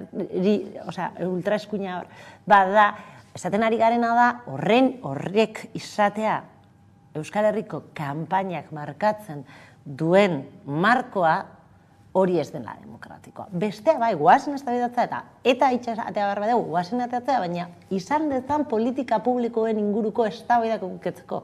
Eta hori zilegia da, eta hortan konfrontazio ideologikoa ez da bakarrikan desiragarria, baizik eta egon behar dela. Bai, ez da, nire tarteka aipatu zue biek, gero inork ez dituela eskuak burura eramaten udal eta foru hauteskunde batzuetan ez, Iñigo Urkullu kanpaina egiten ikusteaz, ez da, eta, karo, agian jakingo dute hurrengo Jaurlaritzako hauteskundetan ez dela izango, ez, lehendakari gai, eta ez dakigu, baina tira, ez, horre kabalak egiten hasia ere bada jendea, ez, izan ere, balako, ez, papel horretan jartzea lehendakariak badu. Bai, eta ez bakarrik lehendakaria, Sánchezek gauza bera egiten du. Sánchezek etorri izan Gasteizea, eta Gasteizin iragarri batzuk jarri zituen, zinemen neurri berria, orduan, egia da, eske bat Espainiako presidentea da, eta bestea lehendakariak eta figura instituzionalak dira. Orduan, edo Ayuso adibidez Bilbon, eta figura horiek egia da ez dela edo zein furazten. Jendearen txako, lehendakaria da, orduan, lehendakaria berdin, EAJ, orduan EAJ boskatu behar dut. Zun oso pentsatuta dago, adibidez, Basauriko mitin horretan, zeinetan Orioko kontua iragarritzenean, Erkoreka ere zegoen, berez Erkoreka da segurtasun zailburua, bera komunikatu behar zuen horrelako iragarki bat, baina erabak izango zela Urkulluk, eta ez bakarrik iragarriko zuna, baizik eta esango zuna, oain minutu bateko isilunea egin dugu. Orduan, zer gertatzen zan? Beste alderdia zekaten mitinetan ezin izan zan minutu bateko isilunea egin, zegatik informazio hori ez zekatelako. Orduan, zein da argazkia? EAJak da benetan berdintasuna lantzen duna, zen minutu bateko isilunea egin du. Baina, karo, eske goeratzen berdina, zen EH Bilduk ezekin, Elkarrekin Podemos ezekin, Alderdi Popularra ezekin, eta PSek ezekin, orduan, kao. Hori da, ez gaztelaniaz esaten da, juego sucio. Hori da egin zutena, ez? Bai, nik uste ematen duela gai honek apurua sakontzeko ere, ez da? Eta, lehen esan dut, noraino dago askatasuna hemen herritarrek, erabaki librea alde esaten. Ez dago neurri handi batean zergatik, muga jartzen direlako. Gainera, hainbeste alderdi elkartzen dira eta eraso hori egiten diote EH Bilduri. Zer gertatzen da orduan? Pentsamenduarei berari eta aukerei ere muga jarri nahi diete eta jartzen diete, ez da? Nik adibide bat emango dut, ez da? Hemen erabili dute kasu honetan, ez da? ABC hasi, COVID eta guzti hori zerrenden kontra, hor etakoak izandakoak zeudelako eta egundoko erasoa, da inkluso aipatu dute legez kanpo ustea, EH Bildu, aipatu dute aukera bezala, ez da? Ez egoen aukera legalik. Gero etika erabili dute, ikusi dugun legez modu faltzuan, ze etikaren printzipioa izan behar da berdintasuna hemen apurtzen dena. Baina badago beste adibide bat adierazgarria. Claro, goazen Irlandara. Irlandan prozesu bat egon zen, negoziazio bat, akordio batzuk egon ziren, hemen ere jarrai ziteken bidea, eta halako batean, Martin McGuinness, gogoratzen duzue, duela urte batzuk hil zen, tamalez, gaizorik, baina Martin McGuinness hor zegoen parte hartzen, eta 2002an publikoki aitortu zuen bera Irakoa izan zela, eta Irako zuzendaritzakoa izan zela. Hori publikoa aitortu zuen, berak, eta inplikatu egiten zuten hainbat, ekintza oso larriak, Irak egindakoak, Armada Britaniarrak ez zuen gutxiago egin, gogoratu Derriko triskantza hura eta bar, ezta? Baina horren ondoren, Martin McGuinness aurkeztu zen hauteskundetara, eta Ipar Irlandako lehendakari orde izan zen. Berak dimititu zuen alde, lehendakari orde izan zen. Claro, hemen zein da planteatzen den muga? Eta noizbait edo etarekin lotura noizbait izan duenak ezin du ez da aurkeztu ere egin zergatik. Zergatik. Hor muga batzuk jartzen dira, da inkluso ilegalizatu eta legez kanpo usteko arriskua dago, ez da zergatik. Segertatzen da aldiz etaren kontra edo herritarren kontra gerrazekina estatua berak egin duenean. Eta horren bultzatzaile nagusia presidenteak izan dira eta ministroak izan dira. Ordan, ze etika aplika daiteke eta aipatu daiteke halako testuinguru batean. Testuingurua bera baldintzatu egiten dute eta ordan noski aukera libreak ezin du. Azkenean, arazoa larria da, planteatu beharko dugu hemen hauteskunde librerik egiteko aukerarik benetan dagoen. Hori da galdera, ez da? Bai ez, eta hor da ere fokua ez, asko eta askok abstentzion eta hitz egiten dutela ez, jendeak geroz eta gutxiago konfiatzen duela ez, sistema eta, ez dakite, askok zirkutzat bai jotzen duten horretan, eta aipatu dugu ez, badela berez garaia, proposamen ezberdinez hitz egiteko, eta zunik ere lehen jarri du mai gainean ez, nola gaur bertan osaki dezako beharginak greban dauden, gaur eta bihar ez, eta entzun dugu justu bai atarian, eta gaur ere irratian Gotzone Saardui osasun sailburua esaten ez, espero duela eragin gutxiko izatea, noski gero zerbitzu minimoak ez, ezartzen direnak ikusita kasi, eragina izan, beste munduko ezin daiteke izan, gero ere ez esan izan du aste honez, diru gehiago inberti dutela osasun gintzan, horren ez dutela ulertzen zergaitik grebara. Bai, nik uzete Gotxonek sagartuik, sailburua denean, badauka eskubidea grebaren kontra egoteko, eta logikua, baina gogoratu behar diegu greba eskubide bat dala, eta sindikatuak dakaden eskubide bat, orduan.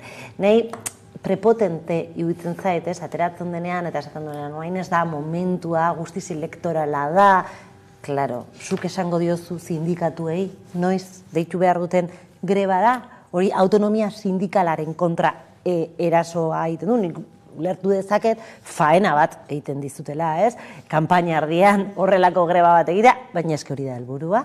Eske grebak badaukate helburu bat, eta da eraginkorrak izatea, eta da greba horietan planteatzen diren kontu politikoak lortzea, alegia indar korrelazioa sindikantuaren alde egotea, orduan noiz jarriko duzu greba bat ez bada momentu elektoral batean, nire ustez, taktikoki oso inteligentia da, Hori aparte, nire ustez ere, badaude motiborik horrelako greba bat egiteko, eta berriz ere Gotzone sailburuak marko ideologiko oso perversoa sortzen du, errealidade bada, lehenengo arreta gaizki dago, dano juten geha lehenengo arretara, eta ikusten dugu nola medikuak eta erizainak lerrein dadare, nola eskatzen dezun zita bat biharko eta ematen dizute 5 eguneako, eta geho, badago estrategia simple bat, eta privatizatzen ari da osakidetza.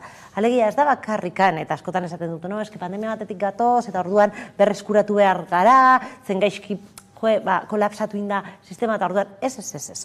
Sistema kolapsatu da, eta bai egon daiteke, baina aldi berean estrategia spezifiko bat dago, bain dela gutzi ambulantziako langileek greban zeundenez, ambulantziako zerbitzua privatizatu darako, abortuak privatizatuta daude, Euskal Herrian egiten diren 10 abortutik 9 klinika pribatutan egiten da, sare publikotik ordaindua, hori privatizazioa da, orduan.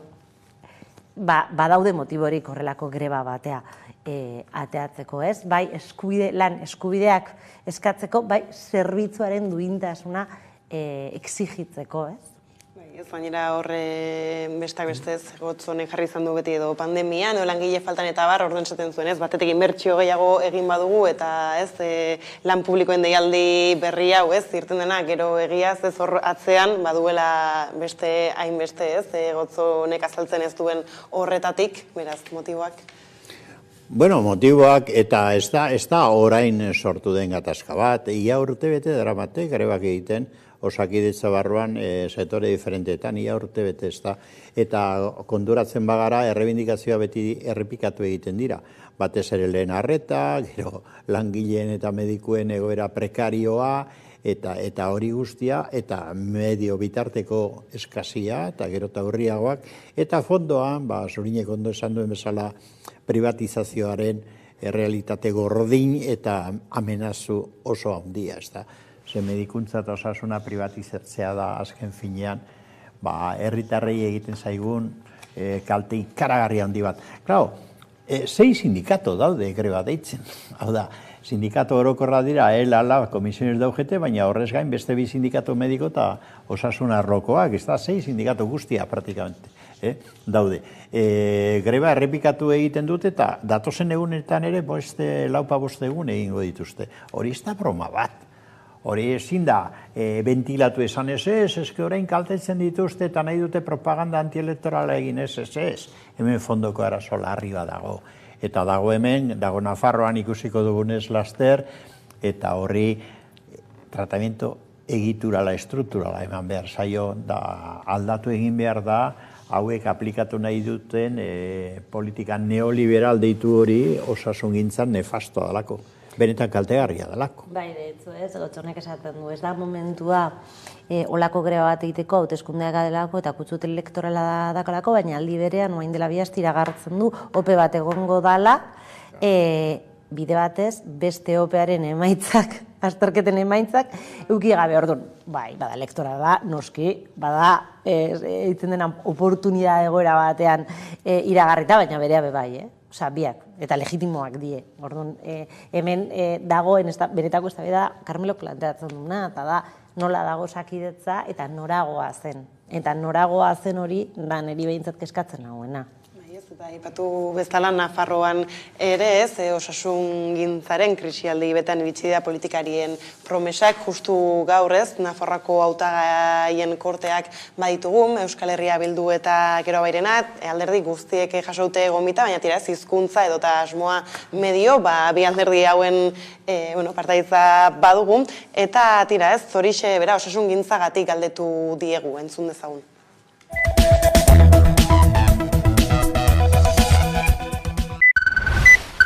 Nik uste dut, ikusten ari garela azken urteotan nola gure osasungintzako sistema ahultzen ari dela. Osasungintzan talka plan bat beharrezkoa da eta zentzu horretan neurri estrukturalak ere beharrezkoak izango direla uste dut. Euskal Herria Bilduk azken urteotan proposamen asko eta oso interesgarriago egin ditu eta lortu ditu osasungintza hobetzeko. Bai personal berria kontratatzeko, bai azpiegiturak hobetzeko eta landa eremuetan kalitatezko osasungintza bermatzeko. Inbertsioak dira beharrezkoak, baina ez bakarrik gure ustez baita ere, eta premiazkoa da besteak beste lehen arretaren organizazioa berritzea. Egun, Nafarroako osasun publikoan lehen arretaren organizazioa orain 40 urte erabakitako organizazioa da. Gure gizartearen beharrak ezberdinak dira, erabat gainera, eta zentzu horretan lehen arretaren organizazioa berriro ikusi behar dugu, eta hor gure proposamena, eta bada, Gero Bairen proposamena, orain 4 urte idatzitakoa, legealdi honetan proposatutakoa, eta horrela erabakitzen balin badu jendeak datorren 28an, datorren legealdian aurrera eramango duguna. Azken urte honetan, Nafarroa begira asko jarri gara osasungintzan, greba oso potolaken dituzte, eta gainera bai hor medikoen sindikatua zegoen, txibite tarteka zeini entzun zein ez, eta hor kristoneko arrabotsa sortu zela, nola iristen diezue adierazpen hauei? Bueno, nik uste, berez, konfliktoa berdina dela, eta da bi ereduen aurrean gabiltzala, Nafarroaren kasuan baita eta da eredu privatizatzailea eta eredu publikoa. Egia da, entzuten ditugunean hautagaiak, momentu honetan dana dira etxpolitiak, eta danak nahi dute kasuntan osasun bidea indartzea, eta danak nahi dute osasunan harrera jartzea, baina gero realidadea da, Nafarroan gatozela greba potente batzuetaz, egun dela izugarrizko eztabaida publiko eta pribatuan kapazitatea dagoen lan egiteko, medikuek dakaten aukera bietan lan egiteko ala ez, orduan, hemen badago, nahi pena eman ditezen zutea beste alderdien proposamenak, egia da bai Bilduk eta bai geroa bai, biok gutxi gora bera gauza beza esan digute, egia da etzailu jarri dela askoz gehiago marko estrukturalago batean, baina hemen dago UPN, nik uste dut batez ere hori asaltzen digula zein dan osasun eredua, ez gobernatzen duelako, baizik eta gobernatu indulako urtek eta PSNek ere zer gesan behar digu, erantzulea delako momentu untan Nafarroan dagoen egoeraz. Aipatzen zuten nola 40 urteko sistema bat baden egun oraindik mai gainean dutena. Bai, prebio izan da, nik ere sentitzen dut, eta asko gainera, beste alderdien eta koalizioen proposamenak ezin entzutea, ez da? Zergatik ezin ditugu entzun, ez dutelako euskaraz egiten edo ez duten nahi edo ez dakit egiten. Tamalgarria da, baina ez hori bakarrik. Begira, hemen dakart kasu bat, ez da? Hemen daukat adibidea eta esenplua. PSNek Nafarroan egiten duen publizitate bat, behintzat hau, hauteskundetarako, 8 hizkuntzatan egiten du. 8 hizkuntza horietatik ez da euskara. Hau da, adierazgarria da. Hau da PSN Nafarroan, ez da? Eta ez du hemen euskaraz hitz egiten, baina eske Nafarroan 8 hizkuntzatan zuzentzen da, hauteskundetan, eta 8 horietatik euskara falta da. Hau da, Nafarroako jatorrizko hizkuntza dena. Horrek nahiko txo esaten du. Ez da gero osasungintzaz, gauzak argi esateko, koalizio gobernu honek konpromiso bat hartu zuen programatikoa. Osasun lege berria egiteko Nafarroan ez du bete konpromiso hori, ez du bete. Orain esaten da, nahi dutela lotu urrengo legealdian konpromiso hori bete dadin. 4 urtetan ez du bete, egia da, COVID-aren krisia egon dela tartean, baina ez da bete eta EH Bildu ikusi dut agian insistentzia handiz eskatzen, hau da, gobernuan ez dagoena, baina apoio kritikoa nolabait ematen diona, eskatzen hori egin dadin.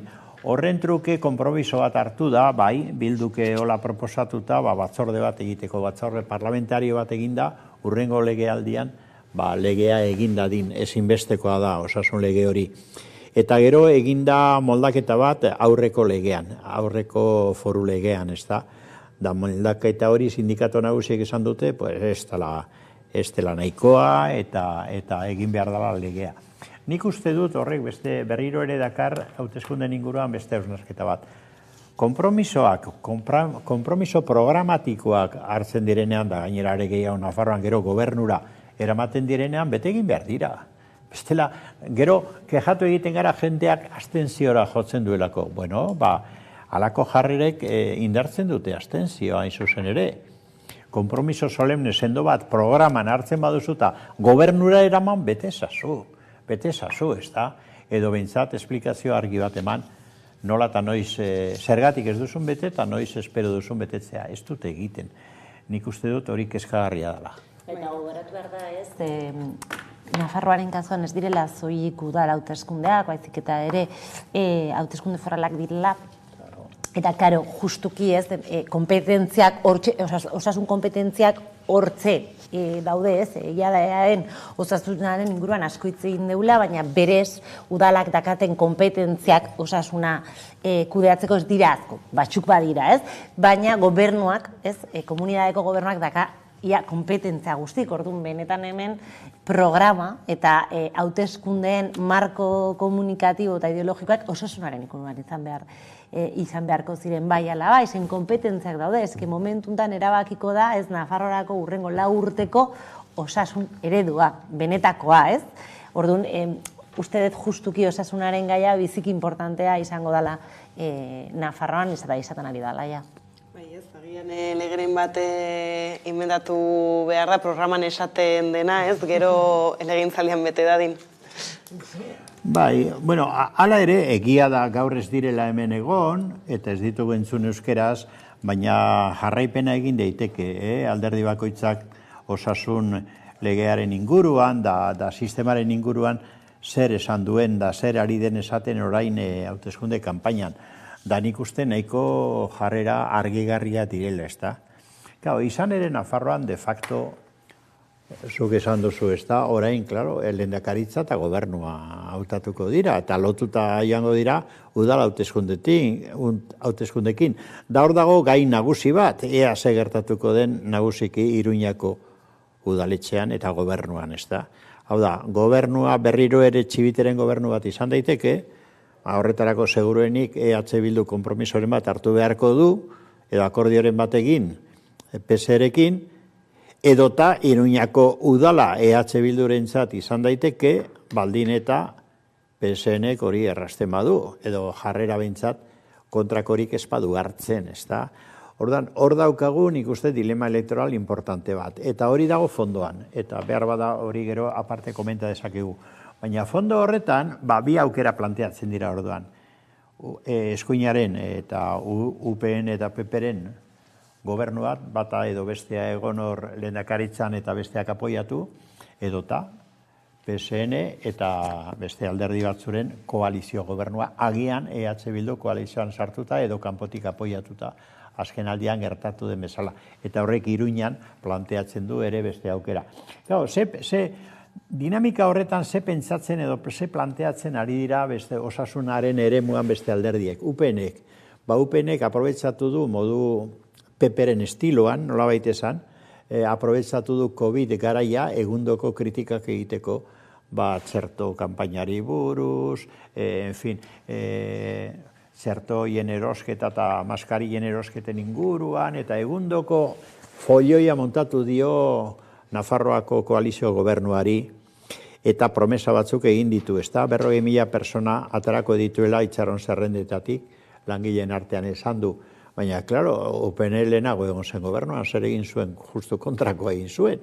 Murriztu egin zituen plazak, eta osasun sistema, Nafarroan osasun bide deitzen dena, ahuldu egin zuen ikaragarri, ez da. Eta pribatuaren alde orduan, ez da sinesgarria. PSNek, pasatu da porba gainetik orain kanpainan, ez du askorik hitz egin nahi osasun arloaz konturatzen da, bera daukala erru nagusia espada lege berria egin, eta espada hori osatu, COVID-en aitzake ipintzen du, baina neurri batean aitzakia da, 4 urtek ematen dute askotarako, ez da, esen horren beste luzatu COVID-en krisi larria. Eta nik EH Bildu lehen aipatu dut, eta egia da, entzun dugu Laura Aznal, da hori ikusten dut, nik uste erabaki handienarekin lege berri bat egiteko, hau da, sistema aldatzeko sakon, egituratik. Eta osasun sistema publikoa sendotu, eta hobetzeko Nafarroa osoan, eta hau esaten dudanean, eurek nabarmendu egiten dute asko landa eremuetara osasun arreta eraman behar dela. Hori hemen ere daukagun arazo larria da, gero eta larriagoa. Ni badakitea bezalako herri txikitan segertatzen ari den, larria da. Eta uste dut hori zaindu behar dela. Eta Nafarroan hori planteatzen dute lege berria eta gero edatu sistema publikoa Nafarroa osora. Ez da nik uste dut puntu importantea direla.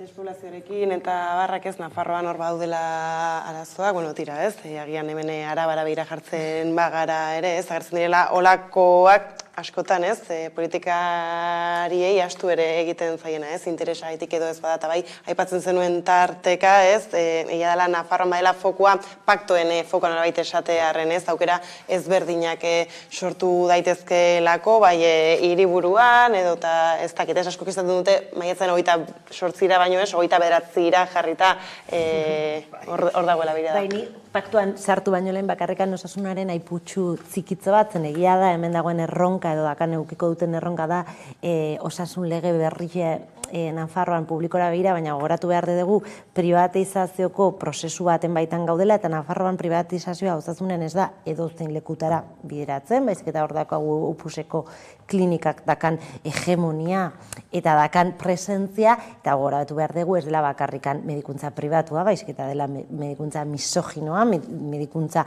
LGTB-fobikoa, eta horrei ere nik uste dut honen inguruan hitz egin behar dela, ez, oain arte leku askotan adibidez ezin izan da abortatu Iruñan, ez, eta horren inguruan ere hitz egin beharko genuke eta klinika horiei ere kupo bat jarri. Hau esan da, badakitzuk sartu dituzula paktuk eta egia da, ez, nik uste badaudela leku batzuk eta Nafarroa dela bereziki herrialde bat, hauteskundeak beraz ez direla oso importanteak izango, baizik eta aurrengo astetan, ez, eta ikusiko dugula seguramente, zenolako kromoen aldaketa egongo da. Ez bakarrikan Iruñako udalean, hor herri txiki batzuetan ere ara jarri behar gea begiratzera, ez, Riberara jarri behar gea biztazo bat bota behar diogu, eta nik uste ere abstentzioa ezinbestekoa dela, egia da, azken boladan esan dute, abstentzioa baino hortze dagoela kopuru bat jendena boskatzeko prest dagoena, baina handikan bere boska zein izango da erabaki ez duena, orduan nik uste dut aste honetan justo Iruñan kanpaina izango da ezinbestekoa. Bai, nik uste dut paktuen politika oso interesgarria dela, eta kanpainan zehar ere aurre pentsatu egin behar dela eta boto eman aurretik ere ondo pentsatu, ez da. Puntu kritiko asko daude Hego Euskal Herrian. Nafarroakoa dira batzuk nabarmen, ez da, aipatu ditugu. Baina Hego Euskal Herri osoan, begira, batzutan, itun horiek fosilizatu egiten direlako, eta egintzat ematen ditu jende guztiak aurretik, eta ez dira itun programatikoak, dira komenientziazko itunak. Adibide tipikoa da, EAJak eta PSOEk daukatena hainbat udaletan, Bilbokoan adibidez. Hor ez dago itun programatikorik, ez dago programa partekaturik, ez hor dago komenientzia, hau da, PSOEri komenizaio, hainbat kargu, berez botuek ematen ez dioten kargu, eskuratzea PNVek ematen badio, eta PNVri komenizaio, PSOEren aliantza, gehiengo absolutua lortzen ez duen tokitan, gobernuan mantentzeko. Da hori gerta daiteke hainbat lekutan. Bilbon noski, jakina. Baina... Gauza importante bat ez dira edozein hauteskundeak, udal hauteskundeak dira, eta, normalean badaude holan simbolikoak diren trajektoria batzuk edo tradizio batzuk, eta udal hauteskunde eta bira oso ohikoa da hauteskundeak irabazten duen partidoak gobernua eskuratzea, normalean zerrenda hori errespetatzen da. Igual beste instituzioetan egia dago ez dela horrela izan beti, Gasteizko udalean bere momentuan Maroto kentzeko 3. indarra gobernatu zula, baina adibidez Gasteizko udal batean oain zer ikusiko dugu, Rocío Biterok irabazten badu, Artolazabalek gobernatuko du?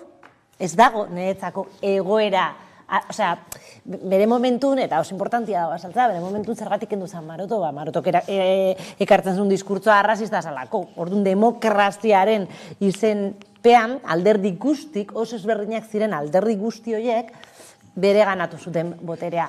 Benetan eraso baten aurrean geundelako, ez? Oain, ikustet bai Bilduk eta bai EAJ, proiektu demokratiko batzuk jartzen ari direla, mai gainean Gasteizko irirakoa, Gasteizko adibidea jartzen ari naiz, baina bestelako ere egon daitezke, eta orduan zer gerta daiteke.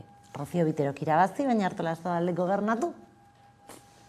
Ondo dago hau, ez demokratikoa bada, hori deitzen da demokrazia parlamentarioa edo ordezkatzeko demokrazia, baina Berriz ere eztabaida etikoa den edo ez den etiko. Bai, adibide gehiago, eta nik uste ilustratiboa direla eta pedagogikoa ere badela aipatzea. Bueno, Bilbokoa aipatu dut, hori da pakto fosil bat.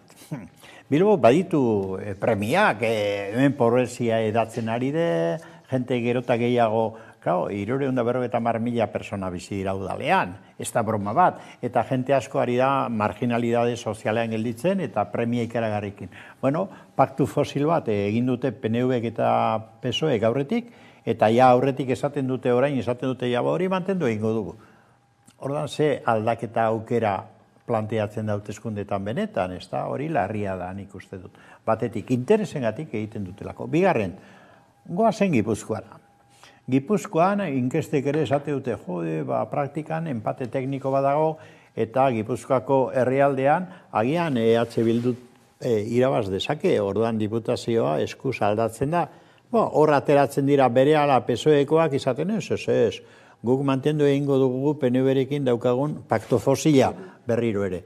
Orduan, segiten dute, hauteskundeak gertatu aurretik eta hor suspense hori apurtzeko aurretik esate dute pakto hori egingo dutela. Ze oinarri programatiko dauka? Bat ere ez, baina dauka PSOE-ren komenientzia instituzio karguak gratis eskuratzeko, botuek ematen ez dietena berez, eta PNV-ren komenientzia mantentzeko. Ordan, klaro, hori demokratikoa da, ni zalantza handiak ipintzen ditut, hori bada demokrazia ustelduta neurri handi batean. Hori da, bueno, lehen esan dugu, Iruña gerta daiteken, espurrin deitzen zen, zinegotzi famatu dura, ez da? Agur aziron, esaten alaiki UPN-eri alkatetza eman ziona, ez da? Pentsa zazu, hori errepikatzen bada, hori demokrazia da, ez dakit. Nik Zurinek aipatu duen kasua Gasteizen oso bestelakoa da, ze benetan emergentzia demokratiko bat zen hori. Benetan, alako jarrera arrazistak eta xenofoboak hartzen dituen, alkate gai bat ezin duzu alkate egin, edo zer egin behar duzu hori kentzeko, beste kasua da, estremoa. Baina, klaro, aliantza fosil hauek ja aurretik nabarmentzen direnak hain zuzen ere aldaketa trabatzeko, da jentearen botu emateko ilusio hori zapusteko, nik uste demokraziaren kontra doazela, da hori salatu behar da. Eta bukatzaldera beste mai gainean bestelako gai jartzearen ez justu atzoko egunean senatuan argi berdea eman zioten etxebizitza legeari, ez? Hor ere bada beste gai, ez? Oso potolo bat mai gainatu beharrekoa, ez? Herriz herri, aldundiz aldundi eta tira. Horre justu gainera, ez, legearen lehen biziko albista ikusi genituenean, justu esaterako, ez, Eusko Jaurlaritzan ikusi genuen, ez, nolako eztabaidak iritsi ziren, Nafarroan antzera, ez, eskumenak gora eta bera, ikuste ezagun gainera, ez, justu gero abai badugu EJ-ren hautagaia era berean, eta EH Bilduk zer esaten duten etxebizitzaren inguruan.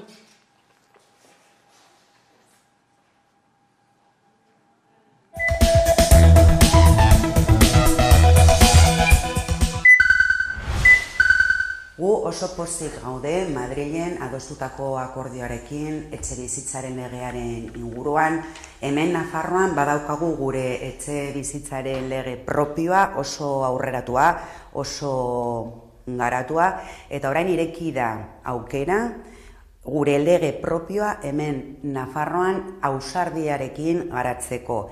Ja, iritsi da garaia eta orain aukera izango dugu alokairuen prezioak mugatzeko, etxe gabeziaren kontra neurri ausartak hartzeko eta orain eskatzen diogu gobernuari eta udal guztiei ausardia hori dena garatzeko hemen Nafarroan.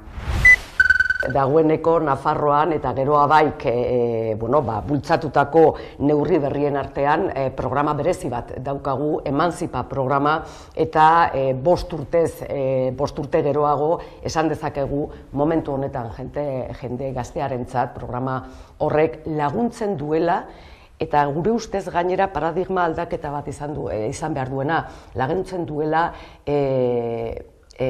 alokairuak, etxe bizitza alokatzen. Ez daukagu zergaitik erosi behar, alokatzen hortik aurrera ikusiko dugu beste neurri batzuk, baina esan bezala dagoeneko Nafarroan badaukagu alako programa berezia. Guk badaukagu oso arazo larria etxe bizitzaren inguruan, gazteak ezin dira etxetik atera, eta esan bezala orain, eta Madrilen adostutako legearekin irekitzen da bide bat alokairuen merkatuan interbenitzeko. Beraz, gure lege propioarekin, hemen Nafarroan, eta ausardia eta ambizio osoz, gauza asko eta neurri asko hartu ditzakegu. Lehen esan dudan bezala hor daukagun neurri berezia eta Nafarroan dagoeneko 5-6 urtez daramaia ezarrita emantzipa programa. Despopulazioaren kontraritzea Euskal Herria Bildurentzat izango da erronka handi bat datorre legegintzaldirako, eta nik uste dut politika zentrista hori ahaztu behar ditugula, eta oso transversala den gaia landu behar dela, bai hezkuntzan, osasungintzan behar oso handiak daudelako landa eremuetan eta Nafarroko herri guztietan, eta erantzuna eman behar diegu beharrei. Gero abairentzat da benetazko eta estrategikoki oso gai berezia, eta ez bakarrik Pirinioetan, baino bereziki Pirinioetan. Horrexegatik orain pasaden legealdian eta jarraitzen du momentu honetan martxan estrategi berezi bat Piribizi duena izena, eta esan bezala estrategi orokor bat da, ez bakarrik industriari begira baizik eta etxe bizitzari begira baita ere, hezkuntzari begira, eta oso beharrezkoa da Nafarroan halako ekintzak, eta gero abairentzat esan bezala beti estrategikoa izan da horrexegatik Piribizi bezalako plana. Ikusi dugu azken 4 urteetan ez dela ezer egin herripagainako arazoei inguruan, eta bai, Euskal Herria Bilduk hasieratik proposatu genuen plan ekonomiko finantziero bat egitea, eta beti bizi lagunekin herripagainako etorkizuna erabakitzeko. Hori da gure lehentasuna, eta horretarako lan egingo dugu, baina hasieratik bizilagunekin batera. Lehen irakurri dut galdera, gauza bat, 4 herri dira, ez dira 2. Iruña, 4 herri hiri. Iruña, Borlata, Uarte eta Eguesibar, 4 dira. Vale. Beraz. Irtenbide proposatzen dut. Hor, 4 udalen arteko erabakia izan behar du. Egia da erabaki bat hartu behar dutela, 4 arteko erantzunkizunari aurrera edo erantzunak emateko, baino hau udal politika izan behar du. Nafarroko gobernuak lagundu beharko du, baino erabakia udalena izan behar du. Bat eta hainbat kontu ezberdin, baina tira ez bai ikusiko duguna, hauteskunde hauek eta gero izango da ez nola aterrizatzen duen Hego Euskal Herrian, Espainiako azken lege honek. Ikusiko dugu, 2 gauza bat, nola aterrizatzen den lege hori, gogora ezagun lege horretan EH Bilduk alde gintzula, baina EJ kontra, eta hori ere erakusten diguzu puntura arte nor nahi du lege hori aplikatu eta norkez, eta nik uste dut ematen digula ere argazki bat, eta gero egia da udalak ere badituztela kompetentzia batzuk etxe bizitza materian, eta batez ere turismoarekin zerikusia dakan kompetentziak, eta turismoa batez ere adibidez Donostin edo Bilbon errealitate erreal bat da, ez jende asko iritik juten ari da justuki etxe bizitza turistikoa horiek okupatzen ari direlako gure hiri eta herrik, eta guzti hori regulatu daiteke udal ordenantzen bitartez. Beraz ez dugu behar bakarrikan Espainiako lege hori, baizik eta ere baditugu hemen lanabes espezifiko batzuk horren inguruan kudeatzeko, eta gutxiari nahi zentzuten kanpainan honen arira proposamenak, eta benetan uste dut etxebizitzaren karestia horri aurre egiteko turismoari mugak ere ipini behar zaizkiela etxebizitzara begira. Bai, nik uste dut, Nafarroan hau nabarmena da, baina Hego Euskal Herri osoan arazo nagusienetariko batzuk dira osasungintza arloa, osasun publikoa, etxe bizitza, eta nik uste euskara bera, ez da, Nafarroan larriagotua da, ez dugu espezifikoki tratatu, baina badago hainbat erakunde ofizial gainera, Euskararen Nafar Kontseilua, gobernuaren erakunde konsultiboa da, eta, bueno, da gero Euskalgintzarako Kontseilua Euskal Herri osoan, ez da, ja, modu formalean eta oso solemnean eskatu diote Nafar gobernuari eta instituzioei euskara ofizial egiteko Nafarroa garai osoan. Ze apartheid badago, ikaragarria, ikusi dugu lehen PSOE praktika daraman, ez da, eta hori apartheid horren adierazpen ekstremoa gainera egindako hauteskunde garaian, nik uste horrek ez daukala izenik, baina eskari ofiziala daude hori egiteko eta ez dut egiten. Bueno, etxe bizitzaren eremuan biztan da, nik uste dut, euskararekin batera, EH Bildu eta Nafarroa bai direla horre esango nuke programa koherente bat behintzat, etxe bizitza publikorako agertzen dutenak. Nik Gipuzkoan ikusi dut, Donostiaren kasuan, da Bilboren kasuan, Zurinek ondo aipatu du, egoera estremoki larria da, zergatik. Gazte jentea desalojatu egiten ari dira hiriburu hauetatik, handienak, populatzuenak, eta desalojatzen, gazte batek ez badu oinordetzaz, bere gurasoen gandik edo, oinordetzaz lortzen pisu bat, ez daukaz ere ginik. Ezin du bizi Donostian da. Eta entzunion lehengunean, Izagirreri, ez da, Donostiko udalerako hautagaia den EH Bilduko hautagaiari, Izagirreri entzunion, oso interesgarria proposamena, baina ze gertatu da, gero etorri da, EH Bilduren zerrenden eztabaida eta dana ondoratu egin du, eta izkutatu eta trabatu egin du. Horrela daukagu hauteskunde kanpaina, baina benetan gai hau printzipala da.